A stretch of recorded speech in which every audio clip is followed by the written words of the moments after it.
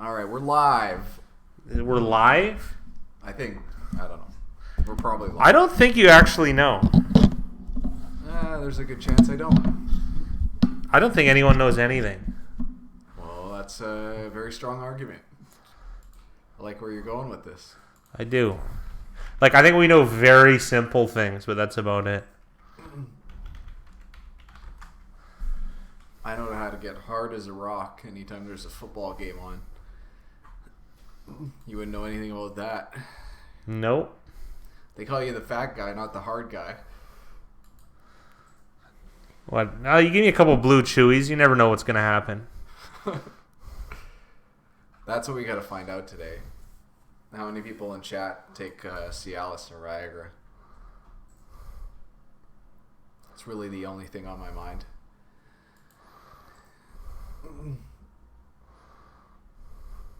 The sexual innuendo.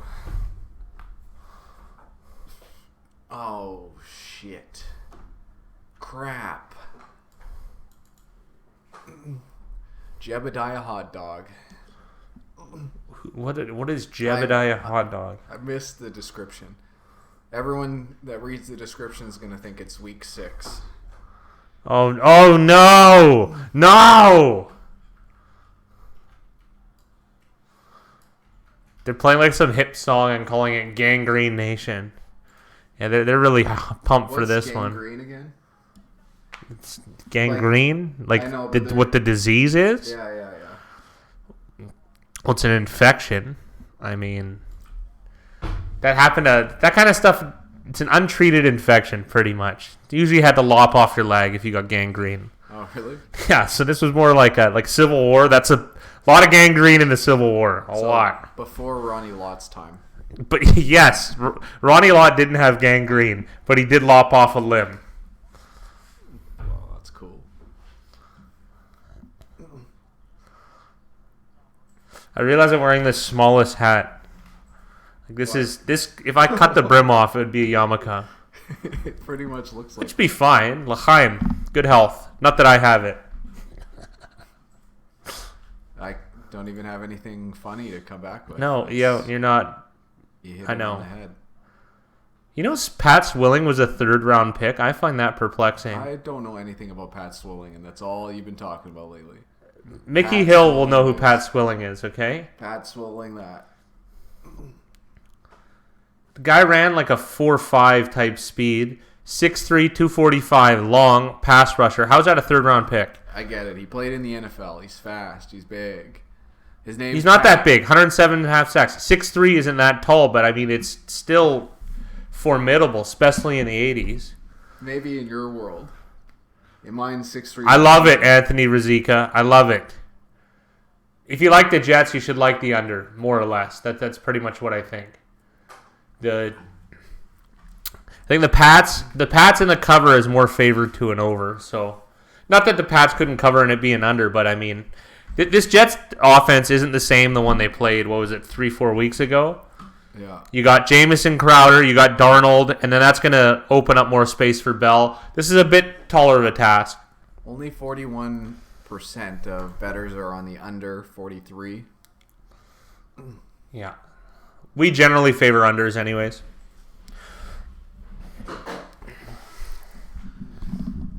We've picked the Jets tonight, but I think this is going to be a no bet from us.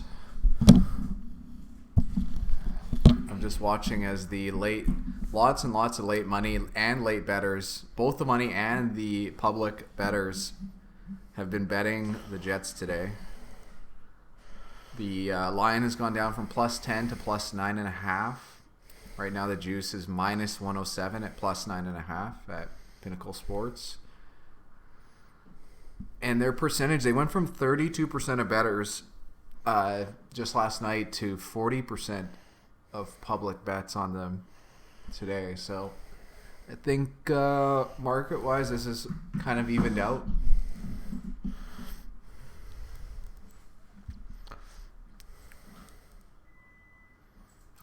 Oh, golly. Got you. Thanks, sweetie. Big Rise, I've been staying with him a lot lately. He's been a bit of a Mrs. Doubtfire. Leaving early, staying late. Dressing a certain way. Who knows?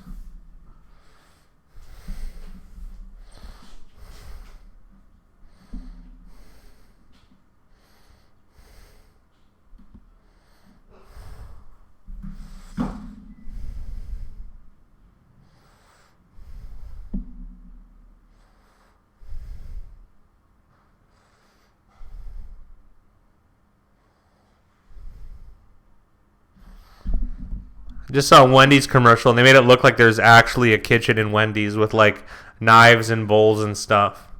I'm going to say no.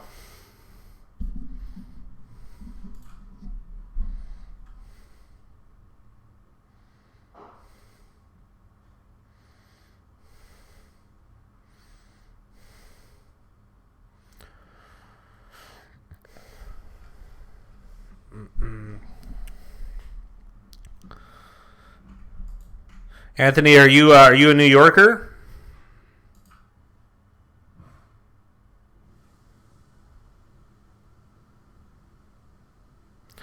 $14-21 for $5.50. I don't know what the odds are on that. That used to be a favorite of Big Rise and Eyes, those types of bets, because there was value on them.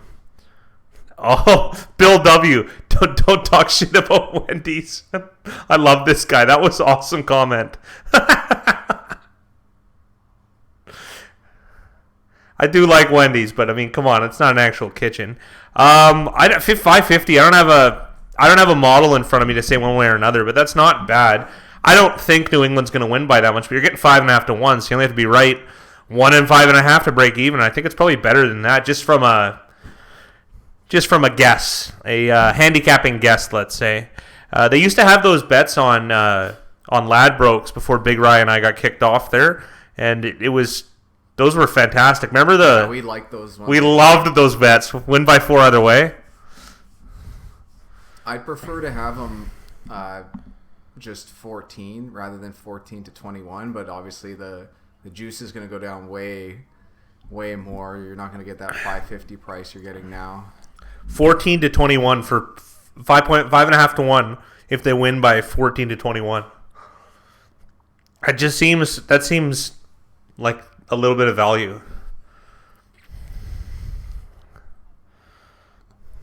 Well, you like your long shots at plus 550. That's a pretty nice payout. That is a nice payout. I don't think that's going to happen, but break even's 1 and 5.5. I mean, I feel like it's better than that. The interesting part there is you get the key numbers 14 and 20. That's what I mean. Exactly. 17 technically would be a key number in this matchup as well, I would say. Obviously to less of a degree, but it's still something. Yeah. Anthony Rizika, I live in LA. I'm an Eagles fan, just like how the Jets offense runs through Darnold. I agree. And preseason, Darnold was a stud in the preseason. Things obviously fell apart, and there's a lot of negativity going against the Jets, which that usually makes me like them, oddly enough. But they showed promise last week, though. They beat the Cowboys like pretty handily. Yeah, that's the only thing that kind of ruined this line, because this line could have been 13.5, and we'd be like if they narrowly covered or won, that would have been ideal to get better value. Or just straight up lost by 40, would have been nice. Sauce Sensei, Master Drip Lord. That's a name. That sounds like that's a highlight reel name. I got the under on this game.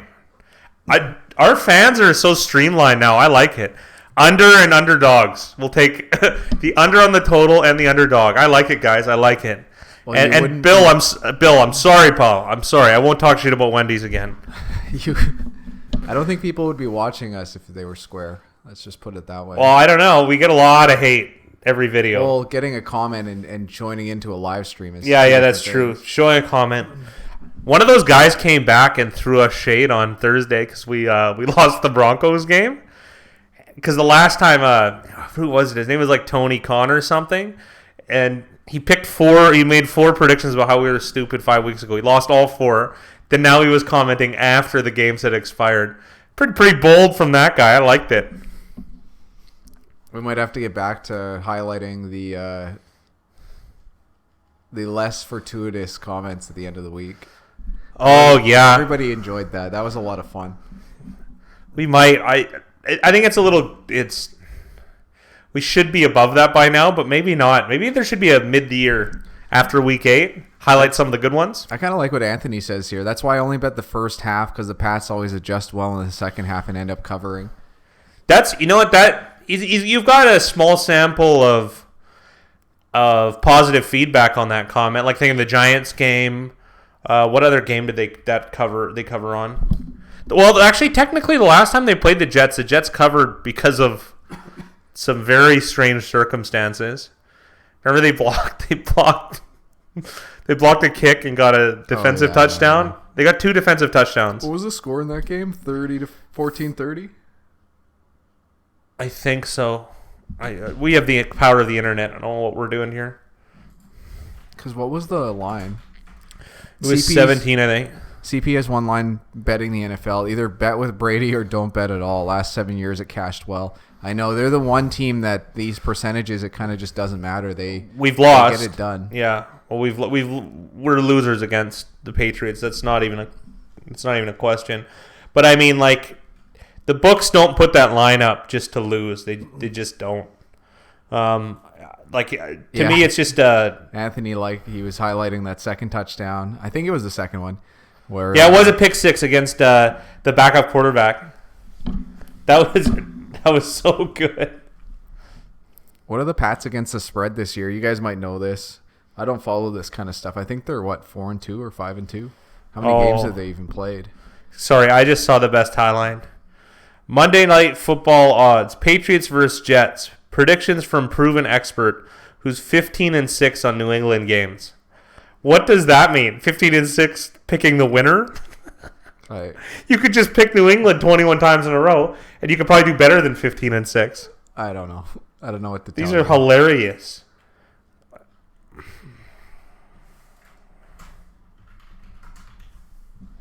That's so ridiculous. Yeah, 14-30 Big Rye. I think they covered by 1 point because I think the spread was 17. I think 17 does sound familiar.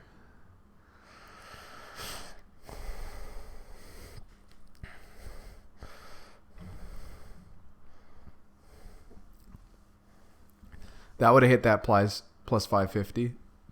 16. They didn't cover against the Jets and the Bills, I believe. Yeah, the Bills was a nice one. Yeah, the Bills, we were big on that one. The Jets, so we've obviously lost the other. Every other game, yeah. We've lost every other game going against them. Have we taken New England yet this year? Nope. It's standard, though, for us. Yeah. CP, does New England have a real game before the playoffs? I don't know. That's a good question. I think they play Baltimore. Yeah, they do. They play Baltimore, yeah. Yeah, the Bills was nice. The one thing is division games are tougher. Even the Patriots would admit that. Well, against Miami, they've historically had a difficult time. Well, everyone just thinks that they're going to steamroll. Yeah, we know they're the best. Like, we're not arguing any of that. The Bills, I would call that a tough game, actually. They play the Browns at home. I'm not going to call that. In Baltimore, that's hard. Tough. In Philly's not a cakewalk. In Houston isn't a cakewalk. Yeah. Even hosting Dallas isn't. Dallas and KC, who will have Mahomes back, assumingly, by then. And even the Bills at home. They have to play the Bills at home. So they still have. That's like 5 or 6 good ones. They'll probably go 12-4.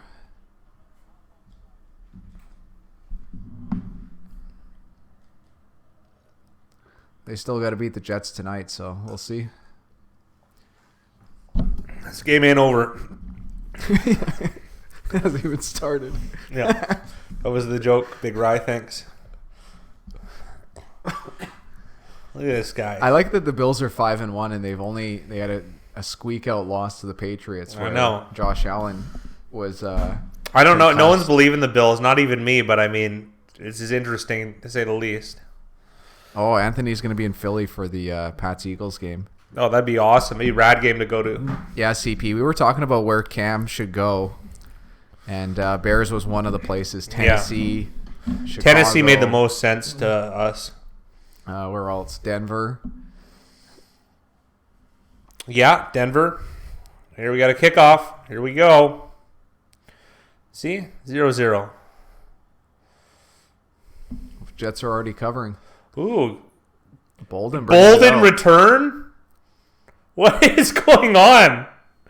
What kind of team? He saw something he liked. Oh, we like the Chiefs early. That line moved up to 4 today. Yeah, we should double on that. I'm gonna wait now. Wait till the end of the week and see where that goes.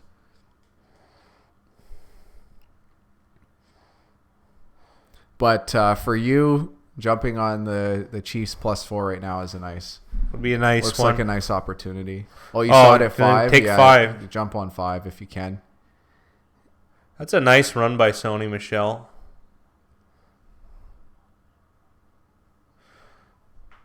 I need a ridiculous day from Edelman to save my fantasy, but What do you need? 30 points? yeah. Yeah. I have every guy I've played has put up at least 110 pretty much every week. It's crazy. But that's gambling for you, though. I like that Mosley's playing. That's good for. I have a season-long prop about him. I'm hoping he does well. Base 4-3. That was a weird one. It was 1.5.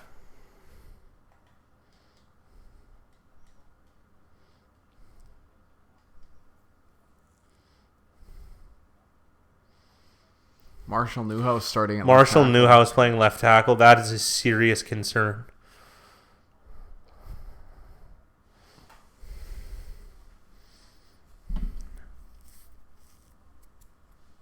Is Josh Gordon inactive? Yeah. Well, he's hurt.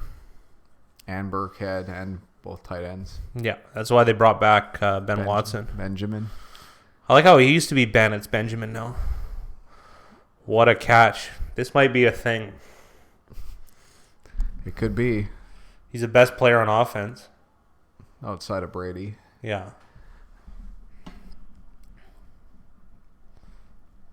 Is Quinnen Williams playing? He wasn't listed as a starter there. Which is bizarre. He must be out. I think I said on the broadcast, but you were too busy blabbermouthing, so I couldn't tell. Yeah, he's in. He's active. I think that's all window dressing, as they like to say about him not starting. Yeah, it doesn't really matter. Quinnen Williams is pretty good, man. I haven't got to watch him play very much, but I'm pretty excited for him. I know there was a lot of hype in the preseason and the draft. The guy's still a child. He's going to be...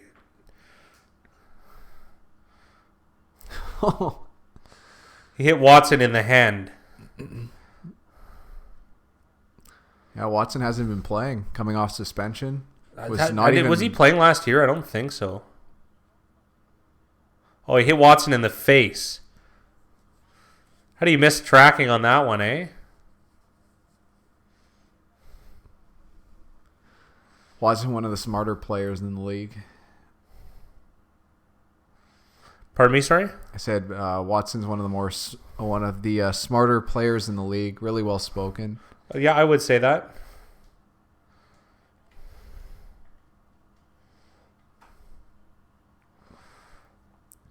We get a third and long here. It's looking like trouble for the Patriots today. This offense is kind of they've got a lot of injuries to deal with. But usually that wouldn't matter, but I don't know. I just don't see the offense isn't the strength explosion of their team. It's clear as day. Third and long. Jet Stadium getting a little louder. I like it.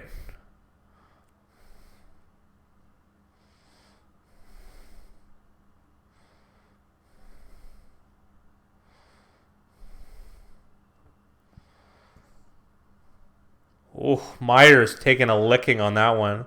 That was a hard one to make it through. I'm surprised he had the arm strength to squeeze it in there.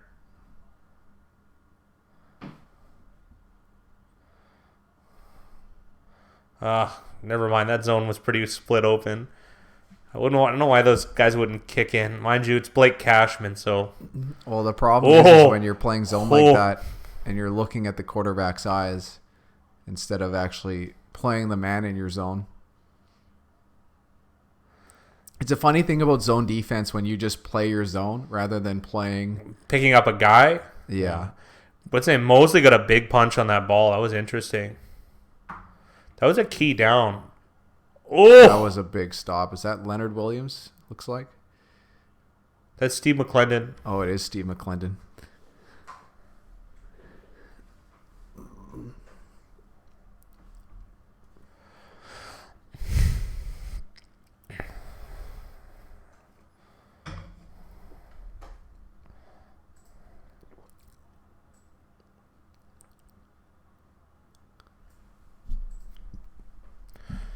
Trips bunch on the bottom for the Patriots with Bolden in there. This is a screen to Brandon Bolden.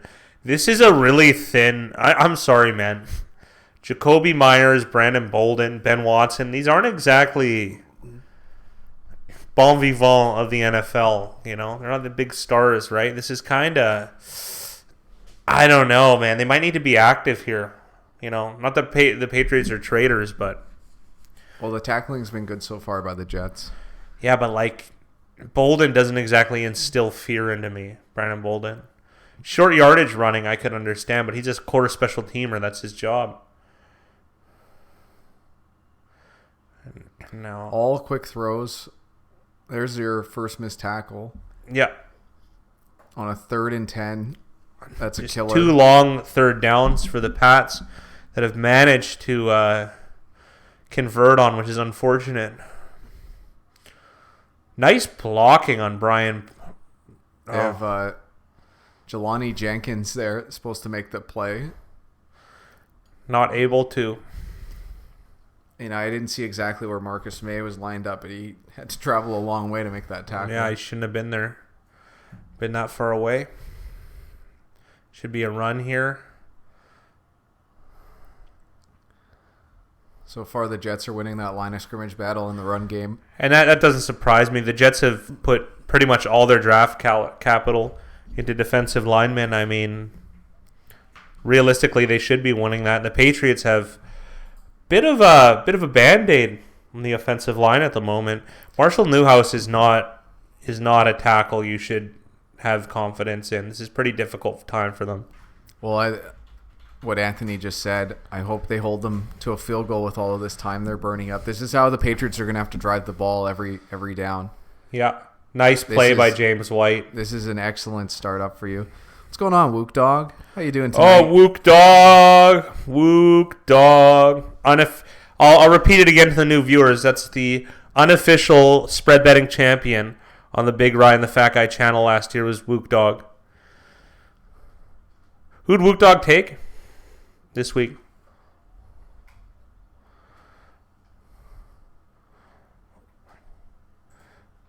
Jets plus 10 is what we got. So, under 43 from Jake Jacobs. Perfect. Wook's got the Jets today. Yeah. Another third down converted by the Patriots. Jake, we actually didn't bet anything in this football game. We got the Jets plus 10 in the picks. Yes, in the picks. But gun to our heads, we would have bet the Jets. We would have bet the under just like you did. I didn't know Kyle Phillips was an undrafted rookie, the guy who's been starting. That makes 2 of us. This drive is going to hurt the Jets long term because they're losing the freshness they have on defense. It's going to wilter away having to get after it. Those fat boys don't exactly have good stamina. Yeah, Anthony, it's free. It's a fun rivalry. We do it every week. Gets posted early. It'll be posted tonight. In fact, if you're up late enough, or tomorrow, you get a T-shirt if you win. It's been a good time, and it's for transparency. That's the best thing. If we're I like the idea that we're wrong. We want to find someone with a better system. So if we're wrong, I'd like to be proven, right? Not that you're one of those shit talkers, but that was a great tackle Nice airborne for Brandon Bolden. The more I watch Marcus May, the more I enjoy watching him. He plays that style of safety that I like, just super aggressive, really good with his tackles.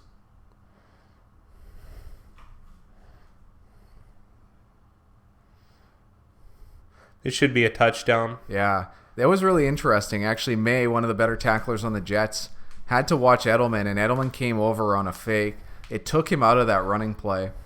So Michelle's attacking players that are, not as good of tacklers in that secondary. It's very, very well designed.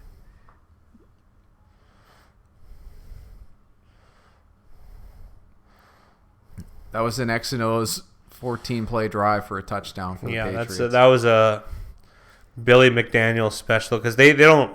Their personnel is weak right now, to say the least. It is, but they got it done. They're gonna have to do that every single drive.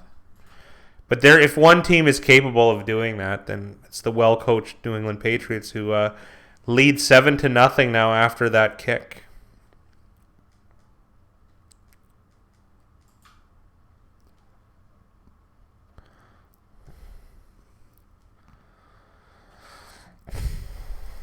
I'm gonna go grab us some food. I've got the. Ooh. Can you light a candle, ready. pour some wine, that kind of thing? Yeah, sure. Red, white. Whatever gets me laid tonight. Billy Joel. Billy Joel.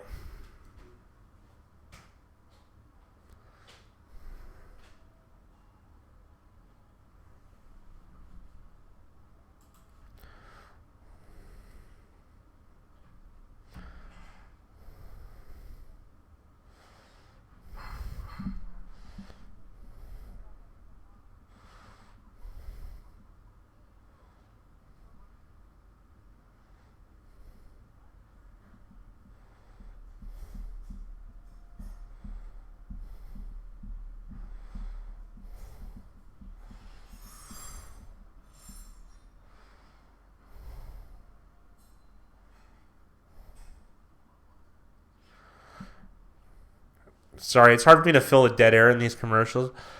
We're Canadians, so we're watching Canadian feed, and these are just brutal commercials, brutal. That's why it's weird. Like, it's a treat to watch the Super Bowl with the American feed because you want to see the American commercials, even though that sounds so bizarre to say out loud. Canadian commercials are so bad that you're still interested in other commercials.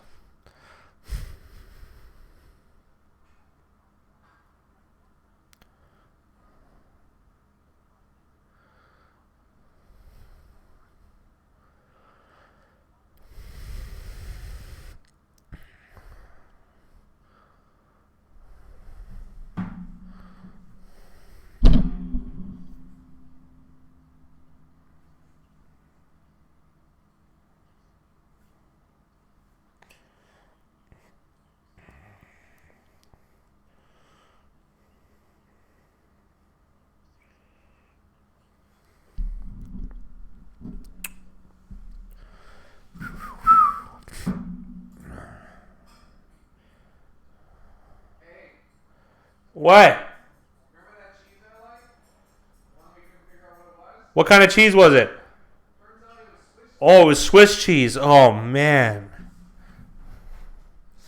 All right, finally a kickoff here after that delay. Oh, nice return from Ty Montgomery. Oh, there's a flag. Just standard. Anytime, like, even though it's only to the 32, it's just standard. Here we go. Sean Hockley, second season as a referee. I'm assuming son of Ed Hockley. Oh, here we go. Illegal block on the receiving team. Weird. Just why even run it out then? Just what you could do would be a good strategy. Go skeleton crew. Nice, Sam Hobgoblin. I like it, pal. Everyone went Jets in the Big Ryan the Fat Guy family. Holy, I like it. I like it. Yeah, that's so crazy. Maybe my soapboxing is getting through to everyone. And then, of course, watch the Jets not cover. I'm still confident after seeing that drive. Oh, thanks, Big Rye. LeBouf. Tough sledding for Bell. Doesn't have the same offensive protection as he did with the Pittsburgh Steelers. That's for sure. Sam, I got to know what line you got for money. And what price? What price do you get?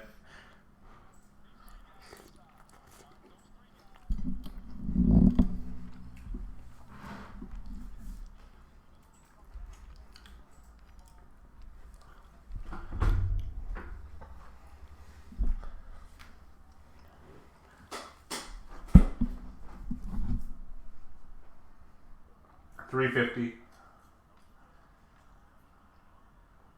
Oh! Not a good start for the Jets, and not good for the unders.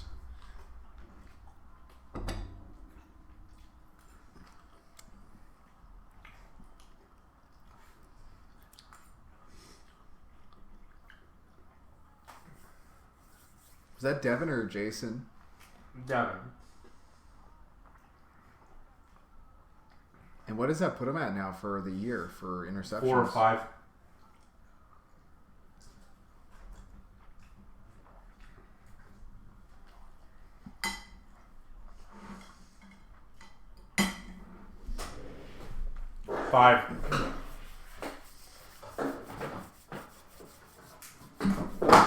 Pretty good start to the season for him.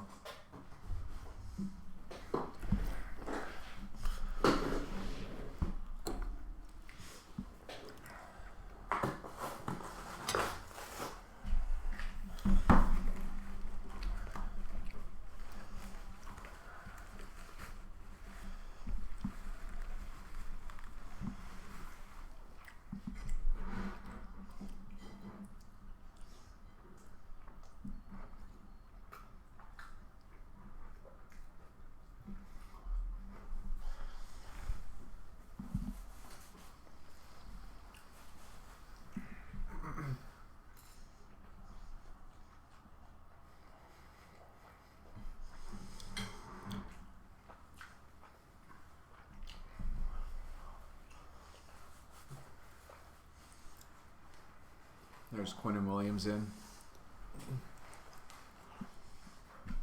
Sam also likes Cole tomorrow, the Astros run line. Yeah, baseball has been hot betting, that's for sure. Always popular this time of year.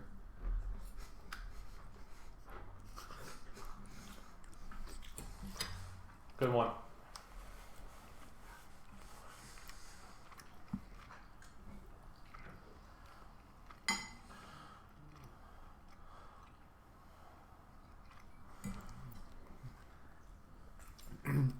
Most people think Moore's going to be trash with Kansas City in that defense, but we'll probably be betting him here on out until Mahomes gets back. Unless they get a blowout.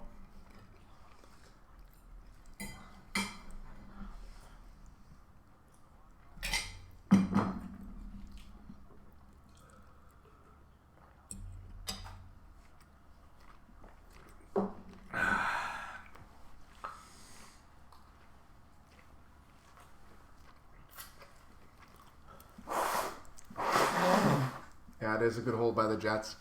That puts the Patriots up 10. What is it? 7 minutes in? 8 minutes into this game? Probably 9 now. I think more.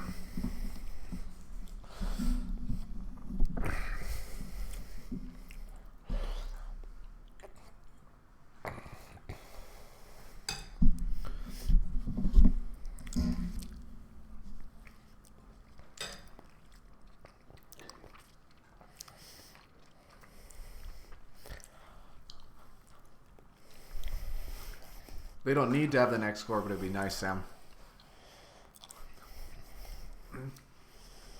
Jeez. This guy in framing, it makes it tough. What? I like... My comfort is important to me. It is, strangely enough. Oh, really? I could be content in an abyss. Yeah, you could wear a corset all day. Get out of here, you fat guy. Well, that's voluntarily doing something stupid. Like I always said, men shouldn't have to do anything cosmetic. Nothing. Men are gross looking. I don't know, not the ones I hang out with. What's going on, Cam? He took the Pats himself. I've seen this scenario and bet against the Pats, and they just cover, not falling for it this year. I know. I just leave them alone now, because one day that's just going to turn. It's just going to flip, and the Pats are going to go 4-12 against the spread.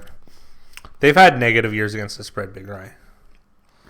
Yeah, but just feels like none will last long. Before you and I shacked up, they would. A Monday night party. Yeah, Cam, it's tough. Mickey Hill jumping in.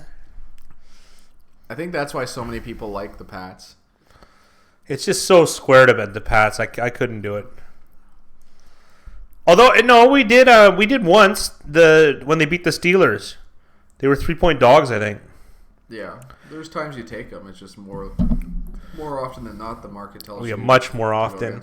Going back to what CP said, he says never bet against Brady.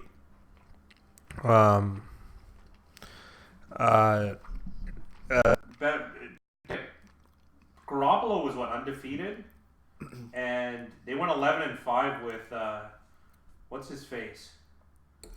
He got traded to the Chiefs and it was horrible there. Matt, why am I drawing a blank? Went 2-14 with the Chiefs. Matt Castle, there you go. Somehow did make the playoffs. Only 11-5 team, not 2. Cam's all on it. He said Super Contest is all Jets. Yeah, and, Castle, there you go. So is the public. Actually, 40% of people are on the Jets, which is a high number going against the Patriots. Super Contest is generally pros, so. Yeah, and I wouldn't say it's so much New England hating for how much they win. It's just we like to look at market factors. And so the market is always high on the Patriots. It's just overinflated. They're the most publicly liked team. We think New England's the best coached team and the best run franchise in North American sports. At least that's what I think. Well, they're up there. Like, I really like the Florida Panthers, but that's just me. Camzak, yeah, and they still cover. It's amazing. I agree. It's unreal. It really is unreal. They are an anomaly.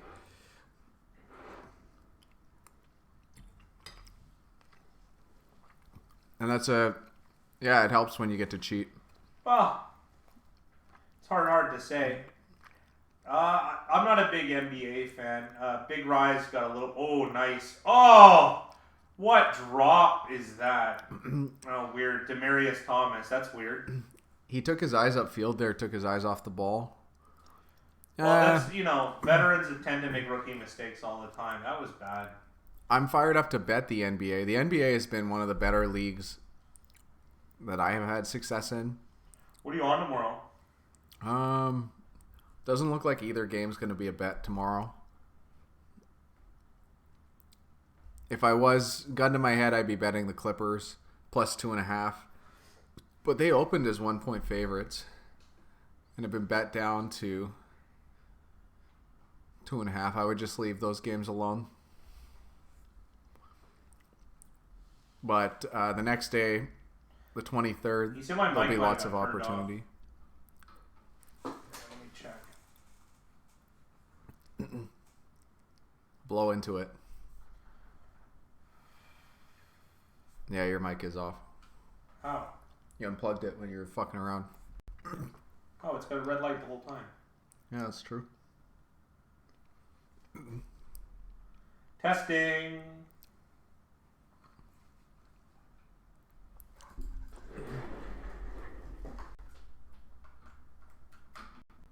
Oh, I heard it clearly on Yeah, that's weird. It's not coming through. Hello? There it is. Now I'll give it a talk. There we go. Okay, you're good.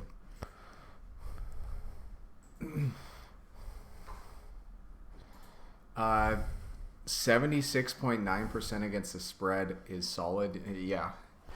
Who's that? Oh, Pinkman? Yeah, Pinkman this week, 10-3. This is just this week, so it's a little bit misguided. This is a better one to look at. This is season long. So Satuple in 105 games has gone 58.7%. Thank you, Mickey. What's going on, Mickey? How you doing tonight?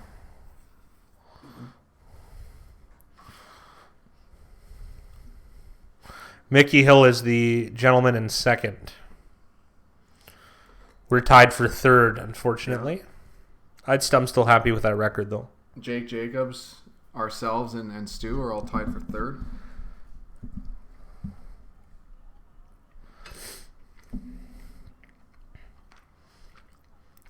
Yeah, those are all decent. Those are decent numbers. Yeah, Cam, we're pretty happy with how it's gone so far. Yes, it is.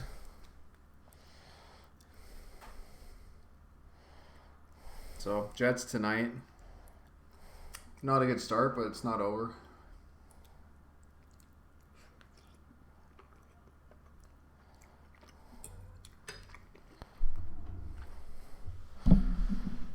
Do you mean to chew up your food and then spit it in your mouth, Big Ryan?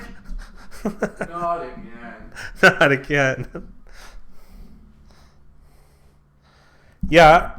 Well, hey, Mickey, come on, don't be that pessimistic. Come on, you don't trust in the coaching stylings of Adam Gase? Tell him to pull out the big plays.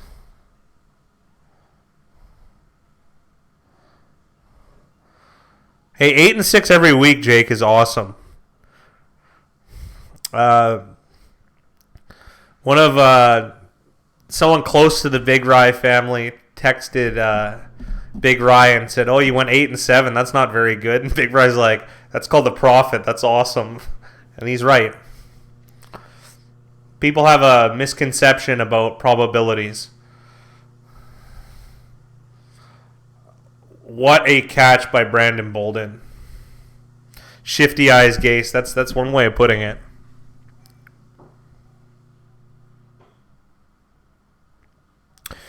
I got this chair at the start of the season. I'm thinking, I think we should set an over-under of when it would break. I broke 2 in the summer, guys, by the way, under my tremendous girth.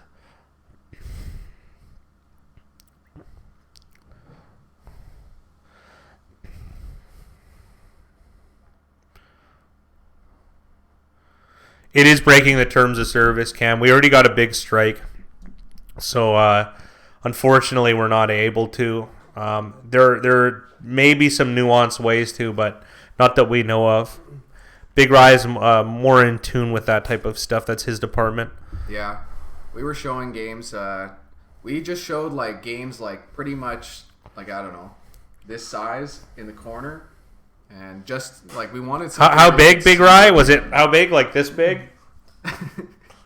It was this big. Yeah.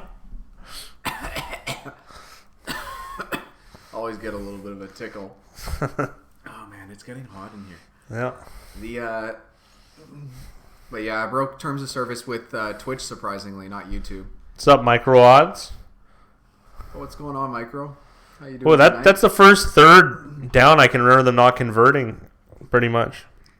Yeah, I was surprised. I thought YouTube would be quicker to give us, because we're not partners with Twitch. We're pretty new on Twitch. We've been on YouTube for a couple of years now. And we have somewhat of a following on YouTube.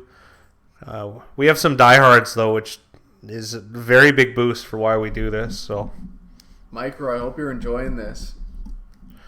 Cam Zach has a suggestion as far as Twitch goes. Yeah, I should go into just chatting. Well, let's see if I can switch it. 4th and 6, and they go for it, and they get it. That was awesome. Whew. Was that ever good? I just love decision making like that.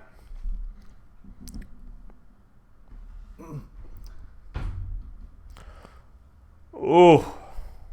Yeah, that's a way better idea, Cam. It's just weird. I do it through Restream, and Restream only gives you a few options, and it lets you pick games. So I just picked NFL game day because that's what came up. But just chatting makes 1,000 times more sense.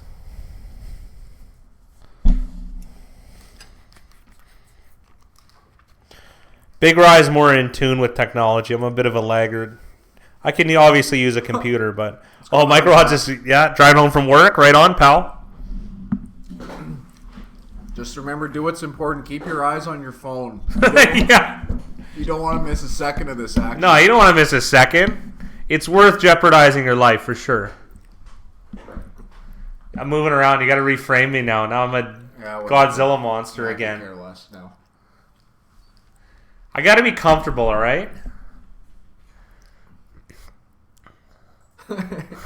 Even Jake says that's dedication, Micro Rods. Cam, I posted the link. Was that a catch by Philip Dorsett? And that's a touchdown. It's going to put the Pats up 16-0, barring an extra point. Ooh, this covers. CP's cover is looking good. And Cam Zach's. Goat. Yeah, all right.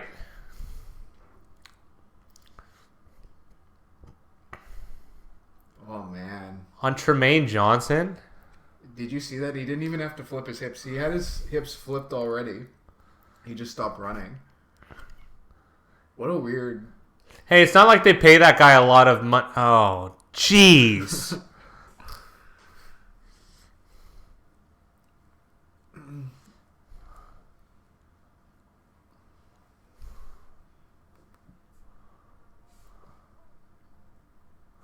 Oh, no. Cam's got 6 bets. He said they're all on the Jets. Forget doubling down. Forget tripling down. But whatever the rest are, because I'm too dumb. But whatever 6 times is. It would be probably a hex, because that's... It's a sextuplet. This is actually... Well, hex is Greek. It's...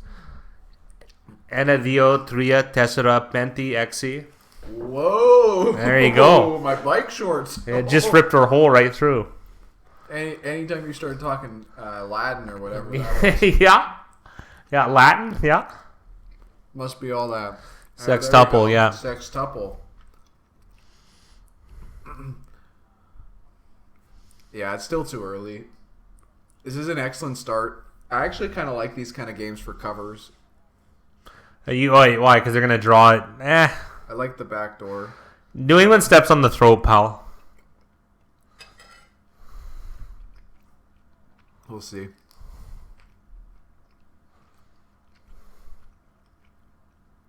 Cam agrees with you. That's why the Pats cover. Yeah. They'll do whatever's working, so. Yes, they will. Oh, something interesting happened. The Redskins are the first team to get shut out and cover a spread in 25 years. That's pretty interesting. Yeah, that's funny. I'm surprised by that stat. Do you think it happened more often? There aren't that many shutouts, though, dude. Mm-hmm. Yeah, we had skins, too. It worked out. I don't know who that emoji is, but CP, this game's over. Yeah, maybe.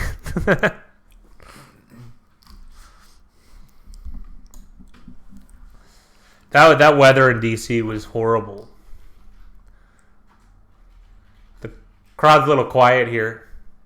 Bell with one of the better runs I've seen him have for the Jets.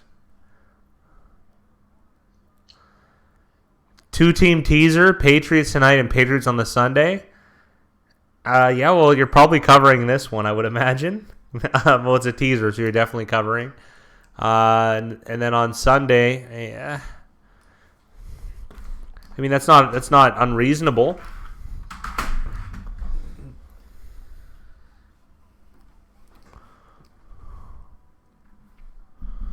It wasn't just it wasn't just raining. It was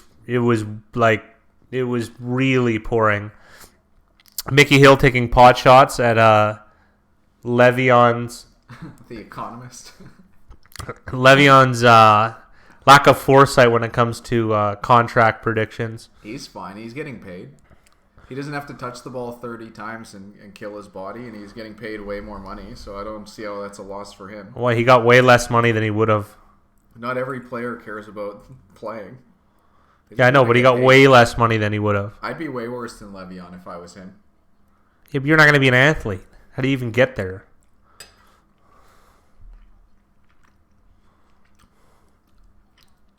We're still unsure because I haven't even hit the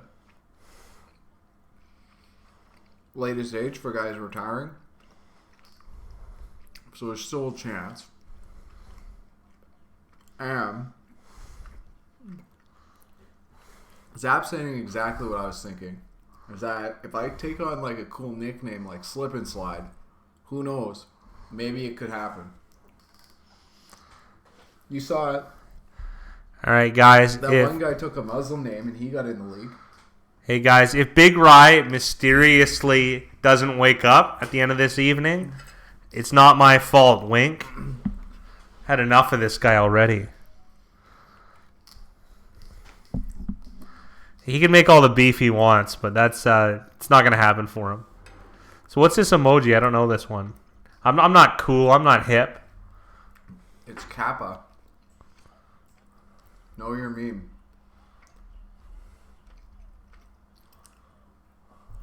It's a graphic emoticon commonly used by trolls as a postscript to a sentence to convey sarcasm.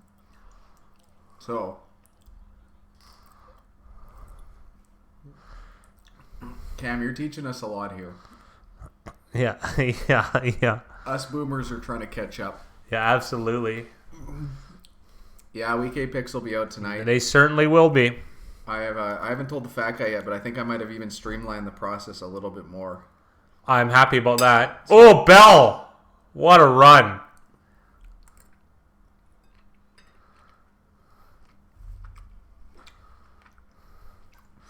Yeah, we're slightly over 30. That's but I'm an old soul though. I'm an old soul. Big Rye's a cool young hip guy. That was the nicest way I've ever heard anyone say they're stupid. What, calling themselves an old soul? It's called a euphemism. Idiot. Is that like when you're gay? Yeah, well, I could then the opposite would be I probably can't say on stream. All right, they're going shotgun wide, 1st and 10, midfield Jets.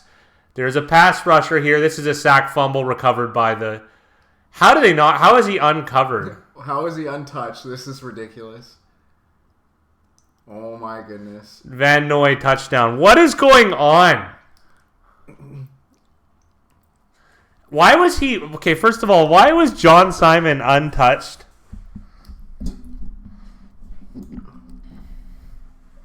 Even he's laughing.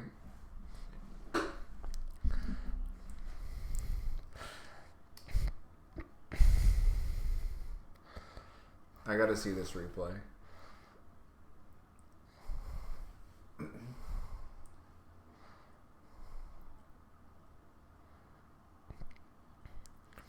They rushed Simon, Van Noy, and Collins. That was a 0 blitz.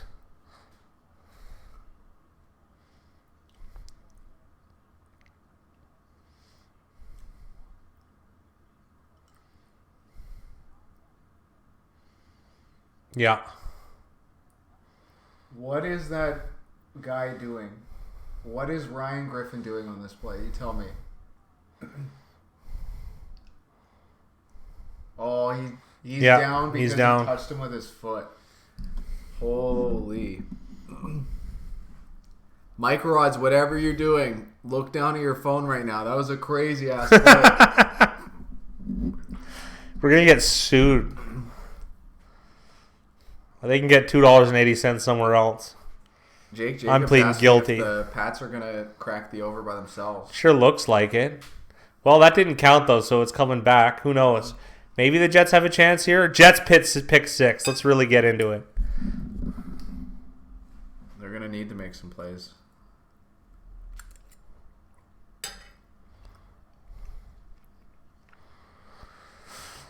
It seems like the Pats D comes to play every week. Mm-hmm. Pretty good. Yeah, Was it them they've scored more touchdowns than they've allowed? I would say that that's accurate. Forget if it was them or a different defense. That makes sense because the first 3 weeks, I don't think the defense allowed one. Cam said the Patriots' defenses and special teams top 10 in fantasy. Yeah, they are. Because I had that fantasy bet with Bove. We drafted fantasy defenses, and they were my second or third pick. And that's on their own, they're beating his entire team pretty much. Let me look. That's crazy. Before this, oops.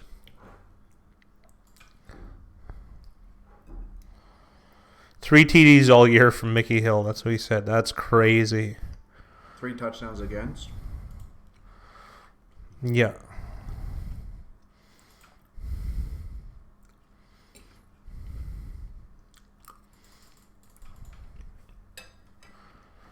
Russian receiving yards. Mickey's been on top of it as far as stats go. Yeah, he knows. You're fact checking for us, which is nice. Usually the fact guy just goes off the top of his head, and I have no clue. Yeah, he's just useless. It's really useless. In standard fantasy points, they have 127. Holy. Carolina has 72. That's pretty good. That's not including this week. Right now, the Pats defense is probably the most valuable player in fantasy. Oh, you mean points above replacement? Yeah, I would say that they are. That's weird, though. This is an anomaly, obviously. They still couldn't be, but they're up there. How? Oh, running back. Dalvin Cook would be. Running back and stuff are just... Dalvin Cook would be. Naturally going to be higher. Because how many games is that over? This would be that's over 6. 127 over 6. Dude, that's over 20 a game, dude. Wow. It's 21.166. And then that's crazy. 21.16666. What's the replacement level for a defense? 3? No, it's gonna be closer to 6 or 7. No, I think it's 5. 5. I'd have to look. Fournette and Cook, it's pretty low, yeah.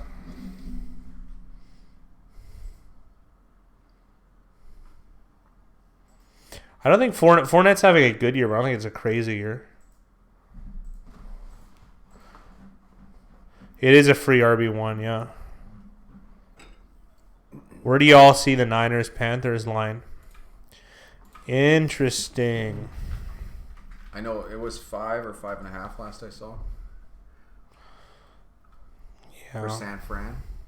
Well, obviously it's going to be for San Fran. People aren't buying into the Carolina jam. It opened at 6 though. It's actually the opposite. 66% of bettors are on Carolina, plus 5.5. That's looking like a San Francisco play even. Yeah. The line's been I don't know how I feel about 6 that. to 5.5 though. It opened at 6. This Kyle Allen's going to face a difficult defense though on the road, so that'll be interesting. It'll be very interesting. Video-wise, we're probably going to take the Niners from the looks of things. It's not something I love, but I hate laying points. But if that's the case, it does seem steep. I think it's a 3.5 game. If I off the gut, but obviously there'll be a little more research and some market studying. Let's say before we make a pick. Nice easy run for Michelle. There's a flag on the play though. Is that a James White? It was James White. I thought it was Michelle. My bad.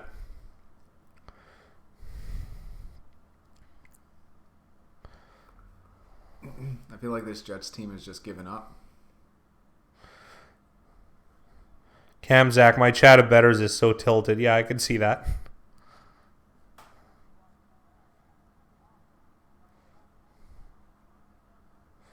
Edelman got a illegal block in the back penalty.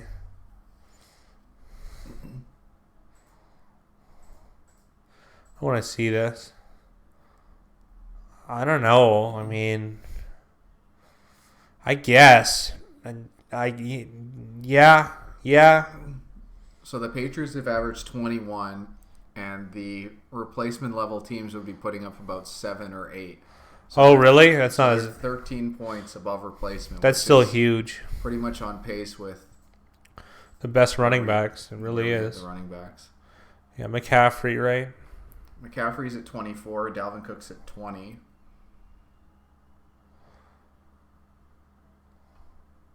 Ooh. So they took that touchdown back. I have a good chance at that other league because with McCaffrey, Henry, it's pretty good. And then I have Ertz and Kittle.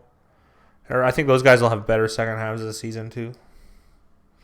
Yeah. I have one of my fantasy ones. I lost my I drafted Andrew Luck, Lamar Miller, and Darius Geis, but I had Henry, Kittle, Ertz, Christian McCaffrey, Dak Prescott, and it ended up working out. So I think I'm in second or first. So, and I've picked right every defense I've streamed. I've picked right. So that's one good thing about fantasy. When you're streaming defenses and you're handicapping the games, it kind of is a nice boost.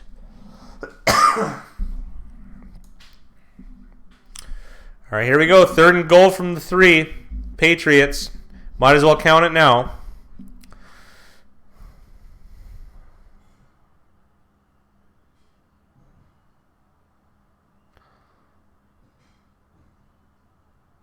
Oh, jeez. Flag coming in. This is going to be against Brian Poole on Jacoby Myers. That would be my guess.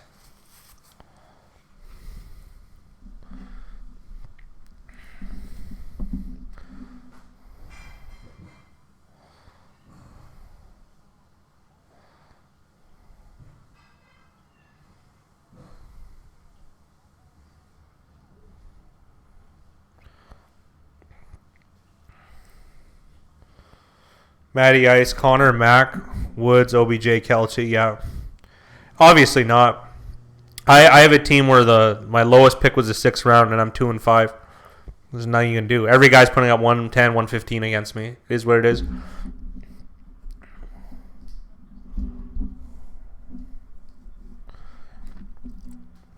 I'm probably gonna get rid of fantasy, except for we're gonna do one I think on the channel next year with some of the favorites, some of the key contributors.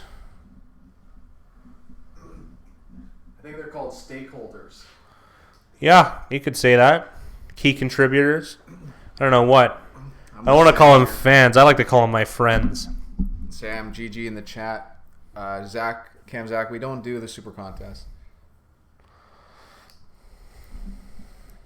I can't remember how much it is to enter. I don't know. It doesn't seem that unreasonable, but you either need to go there in person or get a proxy. And, yeah, that's the thing. A proxy right now. What's your Omaha angle, fat guy? What do you mean? Like, do I play Omaha still? Yeah, almost every day.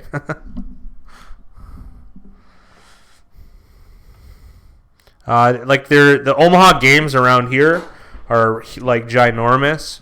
I'll play in them once in a while, but I usually split action with someone else. Oh, online in Omaha is probably the only game you can make money. Yeah, Hold'em Live is a joke. They're horrible. People that play Hold'em Live are unbelievably bad. Hold'em Online is honestly like 30 times harder. But people that play Hold'em Online are pretty decent. And back to the game. This looks like a touchdown for Sony Michel and New England Patriots. Yeah, Cam, it's not quite that cut and dry. Like, usually when I lose, I'll lose like probably $900, but usually when I win, it's around 2,000, and that's at 1-3. But usually the games are like 1-3-5, and I like going really late at like 2 in the morning. So, I don't play Hold'em Live that often though. Worst beatdown since Ike and Tina. You know what they say about domestic violence? What do they say, fat guy? 70% of it is initiated by women, but 100% is finished by men. That's just a Sam Hyde joke. 24-0. This is brutal. Flag on the extra point.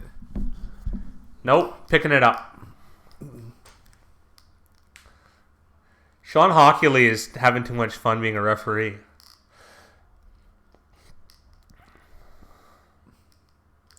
He might as well just yell, "I'm just like my dad," after every call.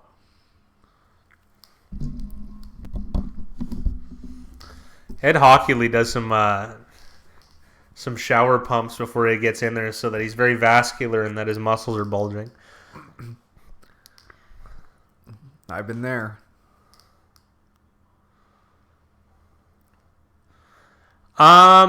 We're building into something. That's definitely the angle. We have a website. We have people competing with us. We do have some valuable information. We just haven't figured out exactly how to display it properly and monetize it. And monetize it, yeah. So for now, this engagement is good because we're actually generating a lot of valuable information. We might end up needing one, Cam, Zach, and we've actually had a couple guys offer to help. We will need it. Oh, you are? No way. That's perfect, Cam. Oh, Mickey Hill did a few shower pumps this morning. Fantastic. Yeah, that's what you got to do, man. That's how you start your day. That's why I got off on the wrong foot. I didn't shower this morning. What? You didn't shower this? You're a sick maniac.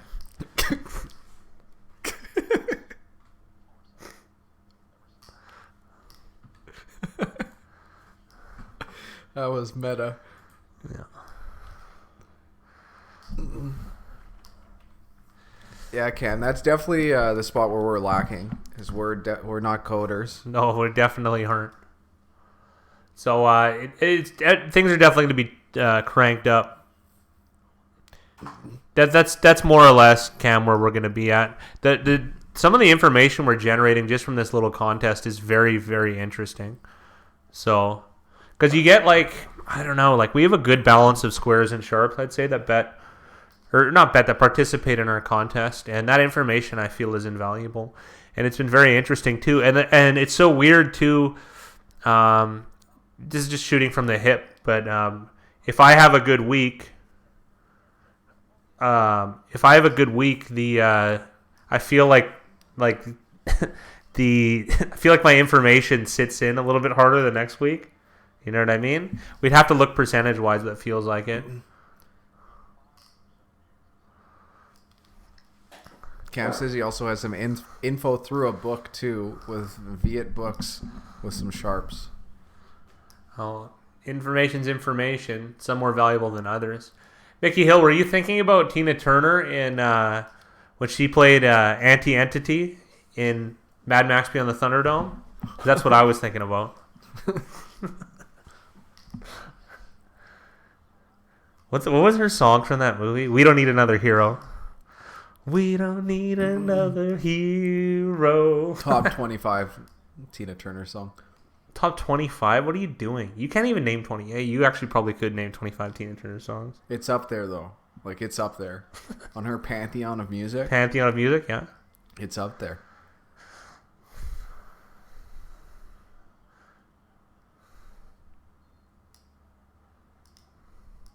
Watching Bell run is strange but enjoyable.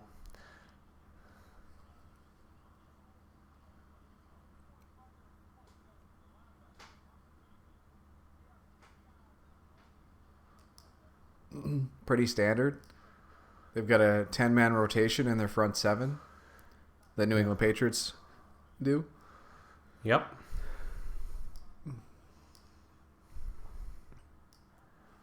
Who's playing backup for the Falcons? Because Kurt Bankert is out. That's got to be a flag. It was... I want to say it was Matt Schaub. Yeah, it's got to be Schaub. Yeah. I don't know why. I thought Kurt Bankert had a good preseason game once. Then he had a toe injury. It was so stupid.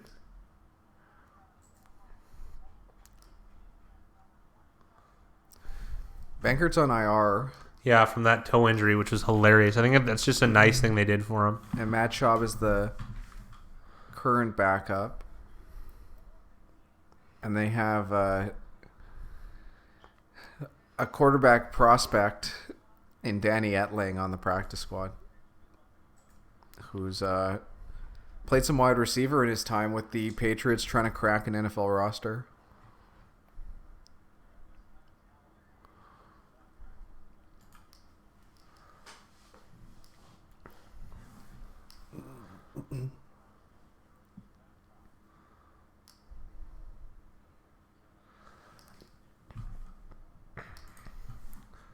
Man, this Jets game has become quieter, and the stadium's become quieter than this broadcast right now. 24-0 Patriots. Every prime timer, holy.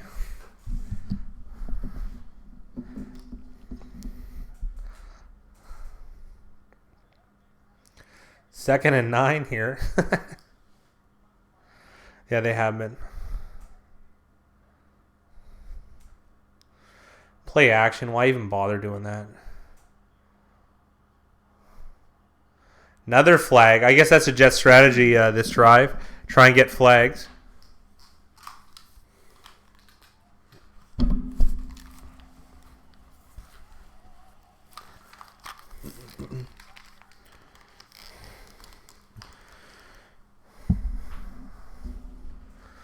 J.C. Jackson.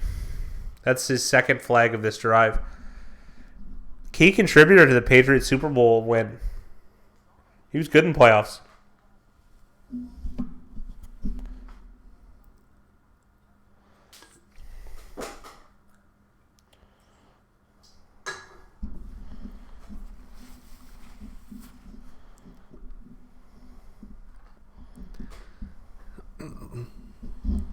I don't know. 8-1, yeah. I don't think that's unreasonable. That seems like a pretty even line on a no Jets touchdown. Well, you can say anything in hindsight. It's about what decisions, not results. Is it a good decision to take that bet? I'm not sure. Well, you have to break it down to what's the chances the Jets get a touchdown on any drive? Yeah, absolutely. And how many drives are they slated to have? How often are they going to get a defensive touchdown against the Patriots? That sort of thing. I don't know. That's a pretty specific prop. There probably isn't a line anywhere out. 2nd and 1 here. High snap inside zone. First down Jets.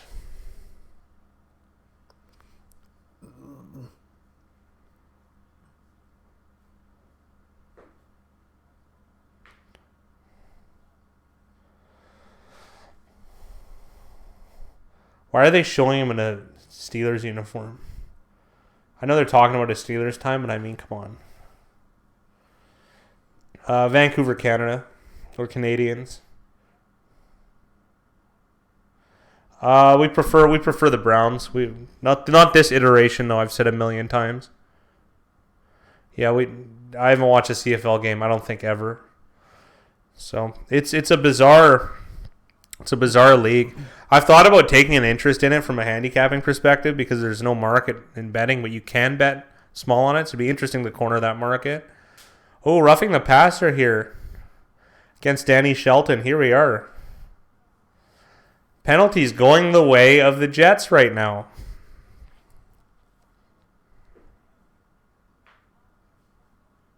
Oh, we just had a dick drawn on screen. That was good. Ooh, booger? Maybe because his fingers are pointing in the shape of a penis. It could be.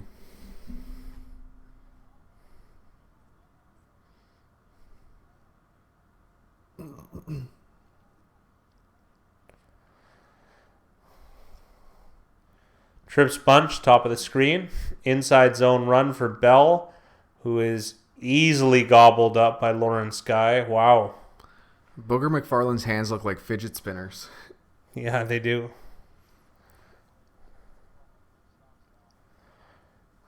My brother-in-law's fingers look gross when he played. Every fingernail was black. Every one. I don't know. Imagine you playing with those baby hands. You'd be in trouble. I would be in trouble. Yeah. I wouldn't be able to do what I'm best at for the rest of my life. Yeah. Tinker. Yeah. Tugging. Mickey Hill, booger throwing perpetual gang signs. Absolutely. Misconnection. And not just the one I had with that gentleman on the subway this morning between Bell and Sam Darnold for a touchdown. Yeah, Booker could get himself a lot of trouble in the 614. Just throw an area code in there. I don't mean to do it. Yeah, Booker's got to be very mindful. He needs to wear the right colors and oven mitts to go out at night. Oh man.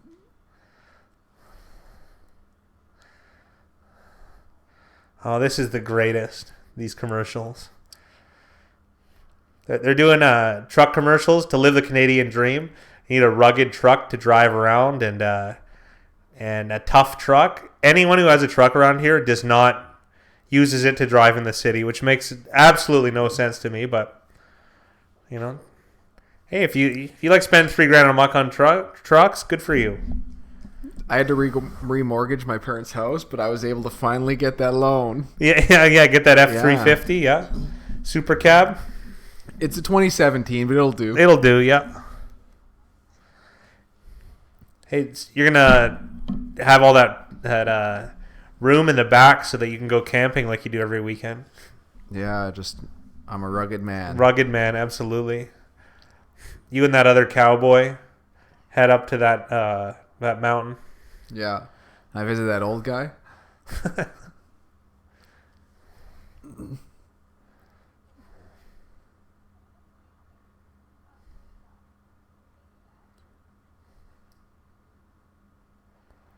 I don't know about you, but I'm hungry for some Ruffles.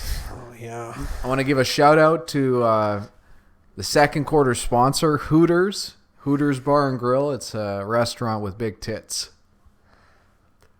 Are there Hooters in Canada? Yeah, which one do you want to know about?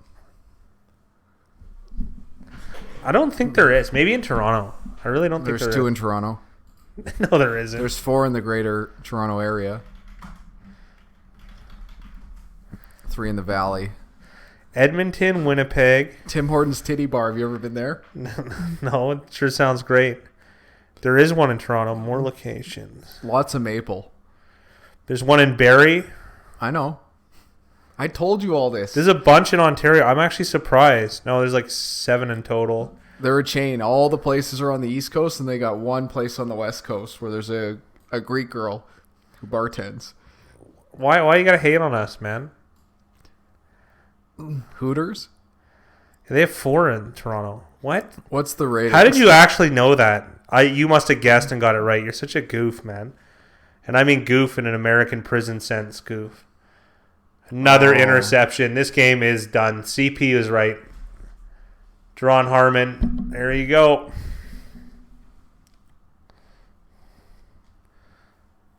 Oh, Fireman Ed looks more dejected now than the butt fumble game. I want to get that screenshot of Fireman Ed. Oh, that's got to be the video. The next one.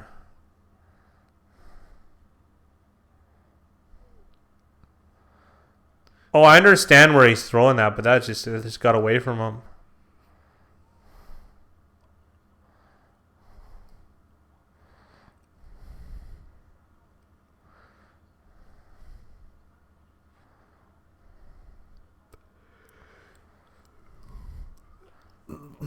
Booger saying throw it up, much like that Lil Jon song with the Bravehearts. Yeah.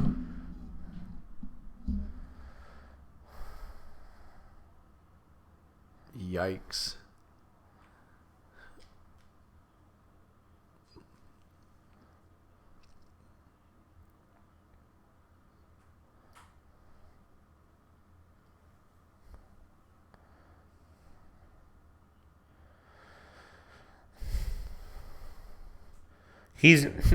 Belichick is having a huddle with the defense. I wonder what he wants to clean up. You know what he's trying to do right now, right? What do you got? He's selling timeshares. Yeah? Mm-hmm. I've seen that look before. He's trying to help the Queen of Versailles build another home in Miami or whatever? Yeah, let them eat cake. No, DJ Sherman. We're not talking about the Canadian election. We did vote.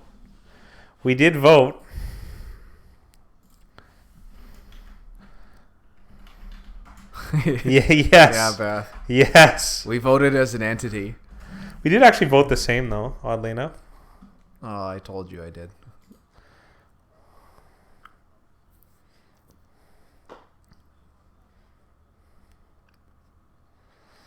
Ugh.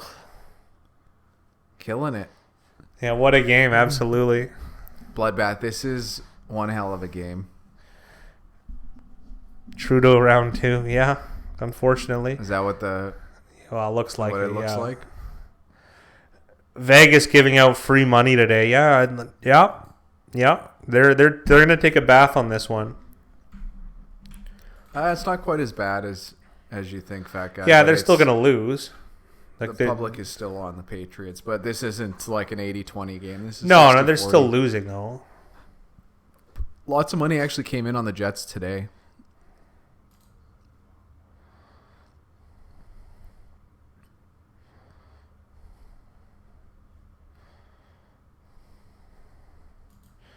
I hate touts. I hate touts in particular, even though I straddle the line between being one, that's for sure. That's a funny stat right there. Yeah, that's it.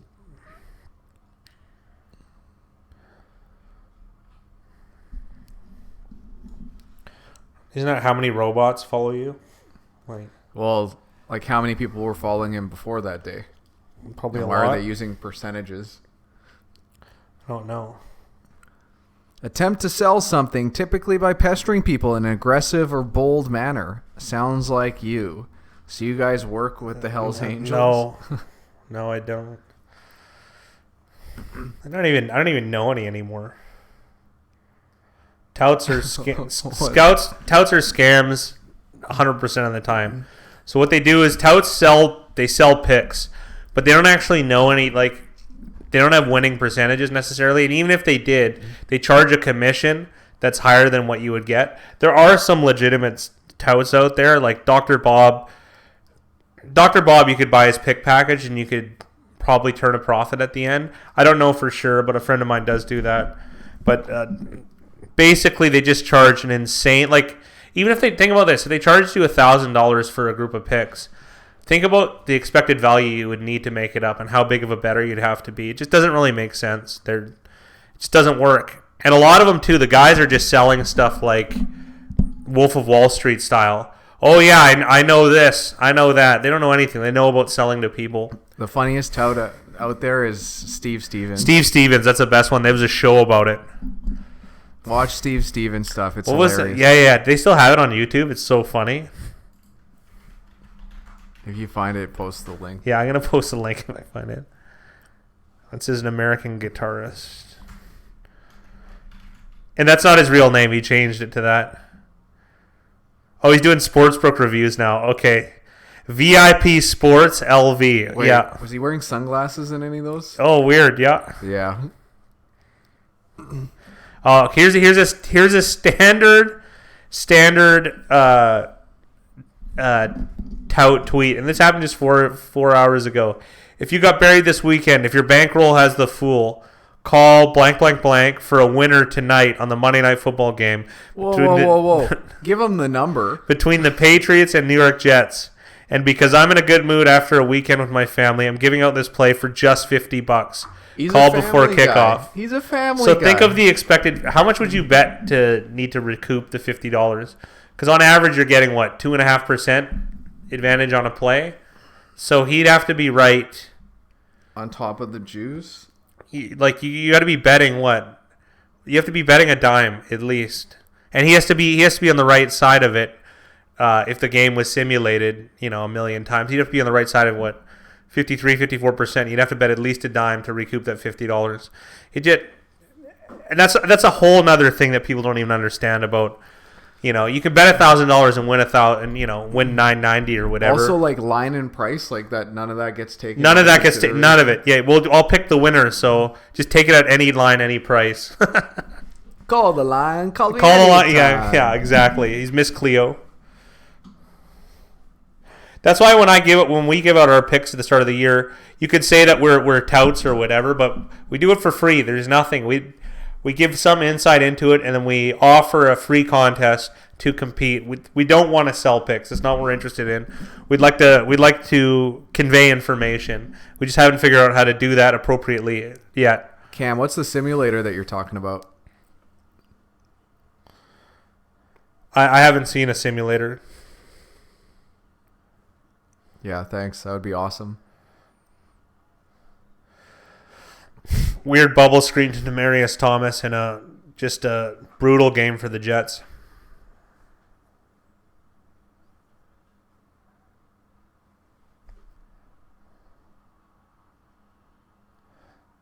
So what's that? 2 interception and a fumble for Darnold? Yeah.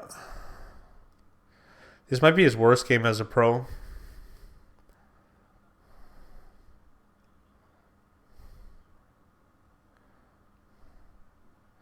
Oh, Bell. Oh, I thought he would have kicked it way out.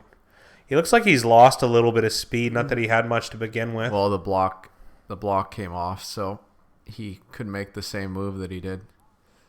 And that was a hold on offense. It's coming back.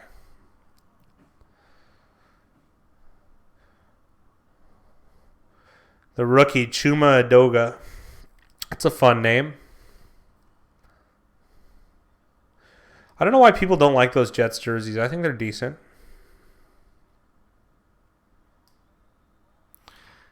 Zivonos asked, do you ever see a team get beat badly and second guess your pick, or do you usually think you made the right play?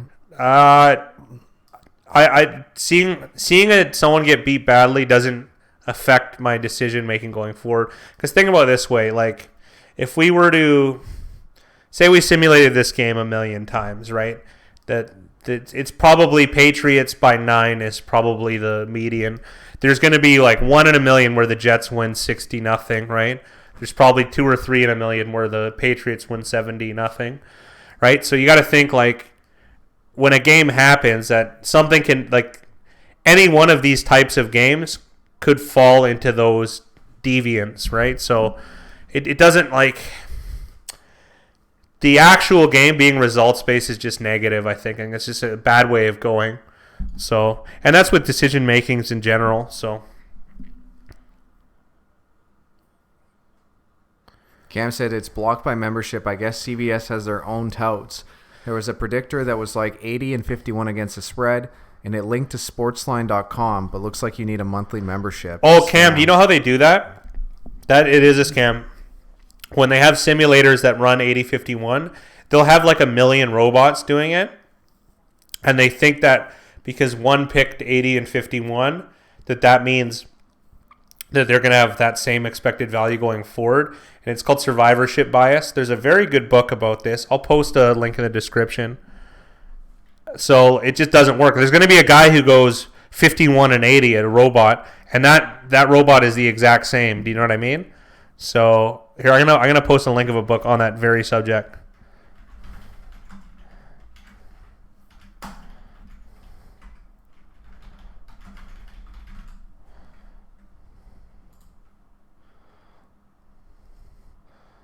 That was a nice completion, I got to be honest. Demaryius Thomas, the one of my least favorite players. So the book I was mentioning about that, I'm going to post in the chat here. This highlights that exact fallacy.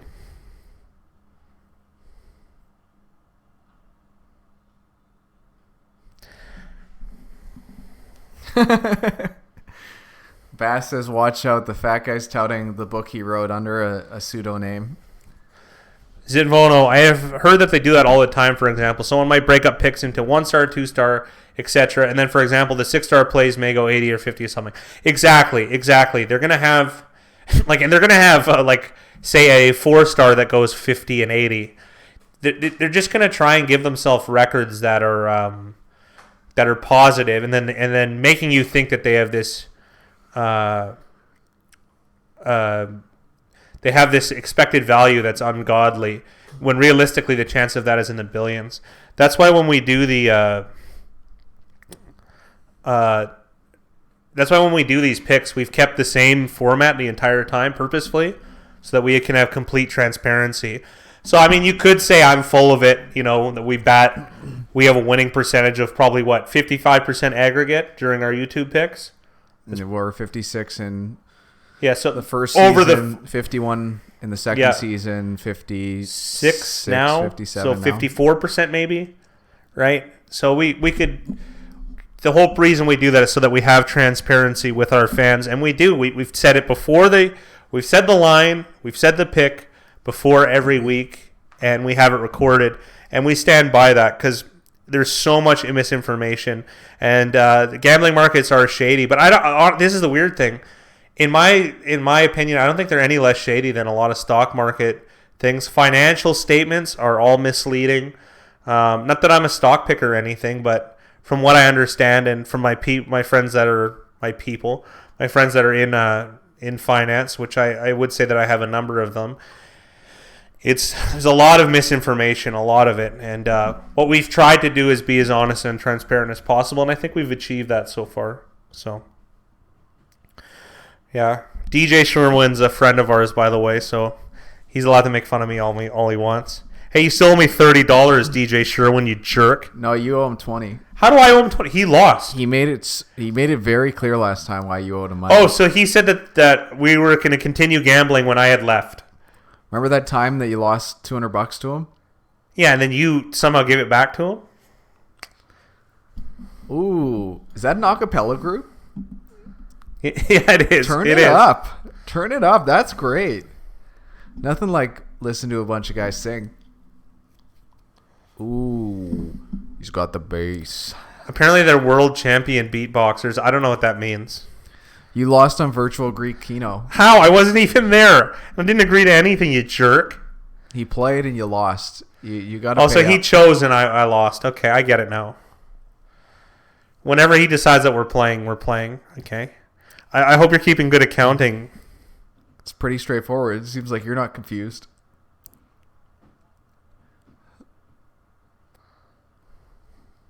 Gase is telling Darnold right now, when I get fired and you get traded, put in a good word for me. He's telling him to put this ball in the end zone. He's trying to do some hype stuff.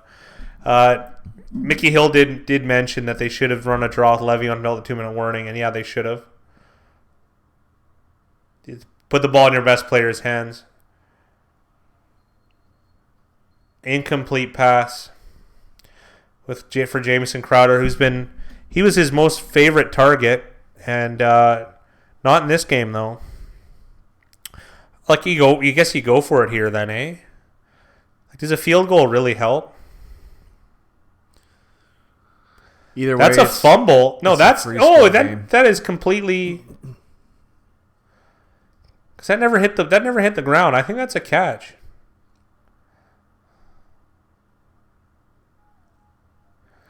Oh, there you go.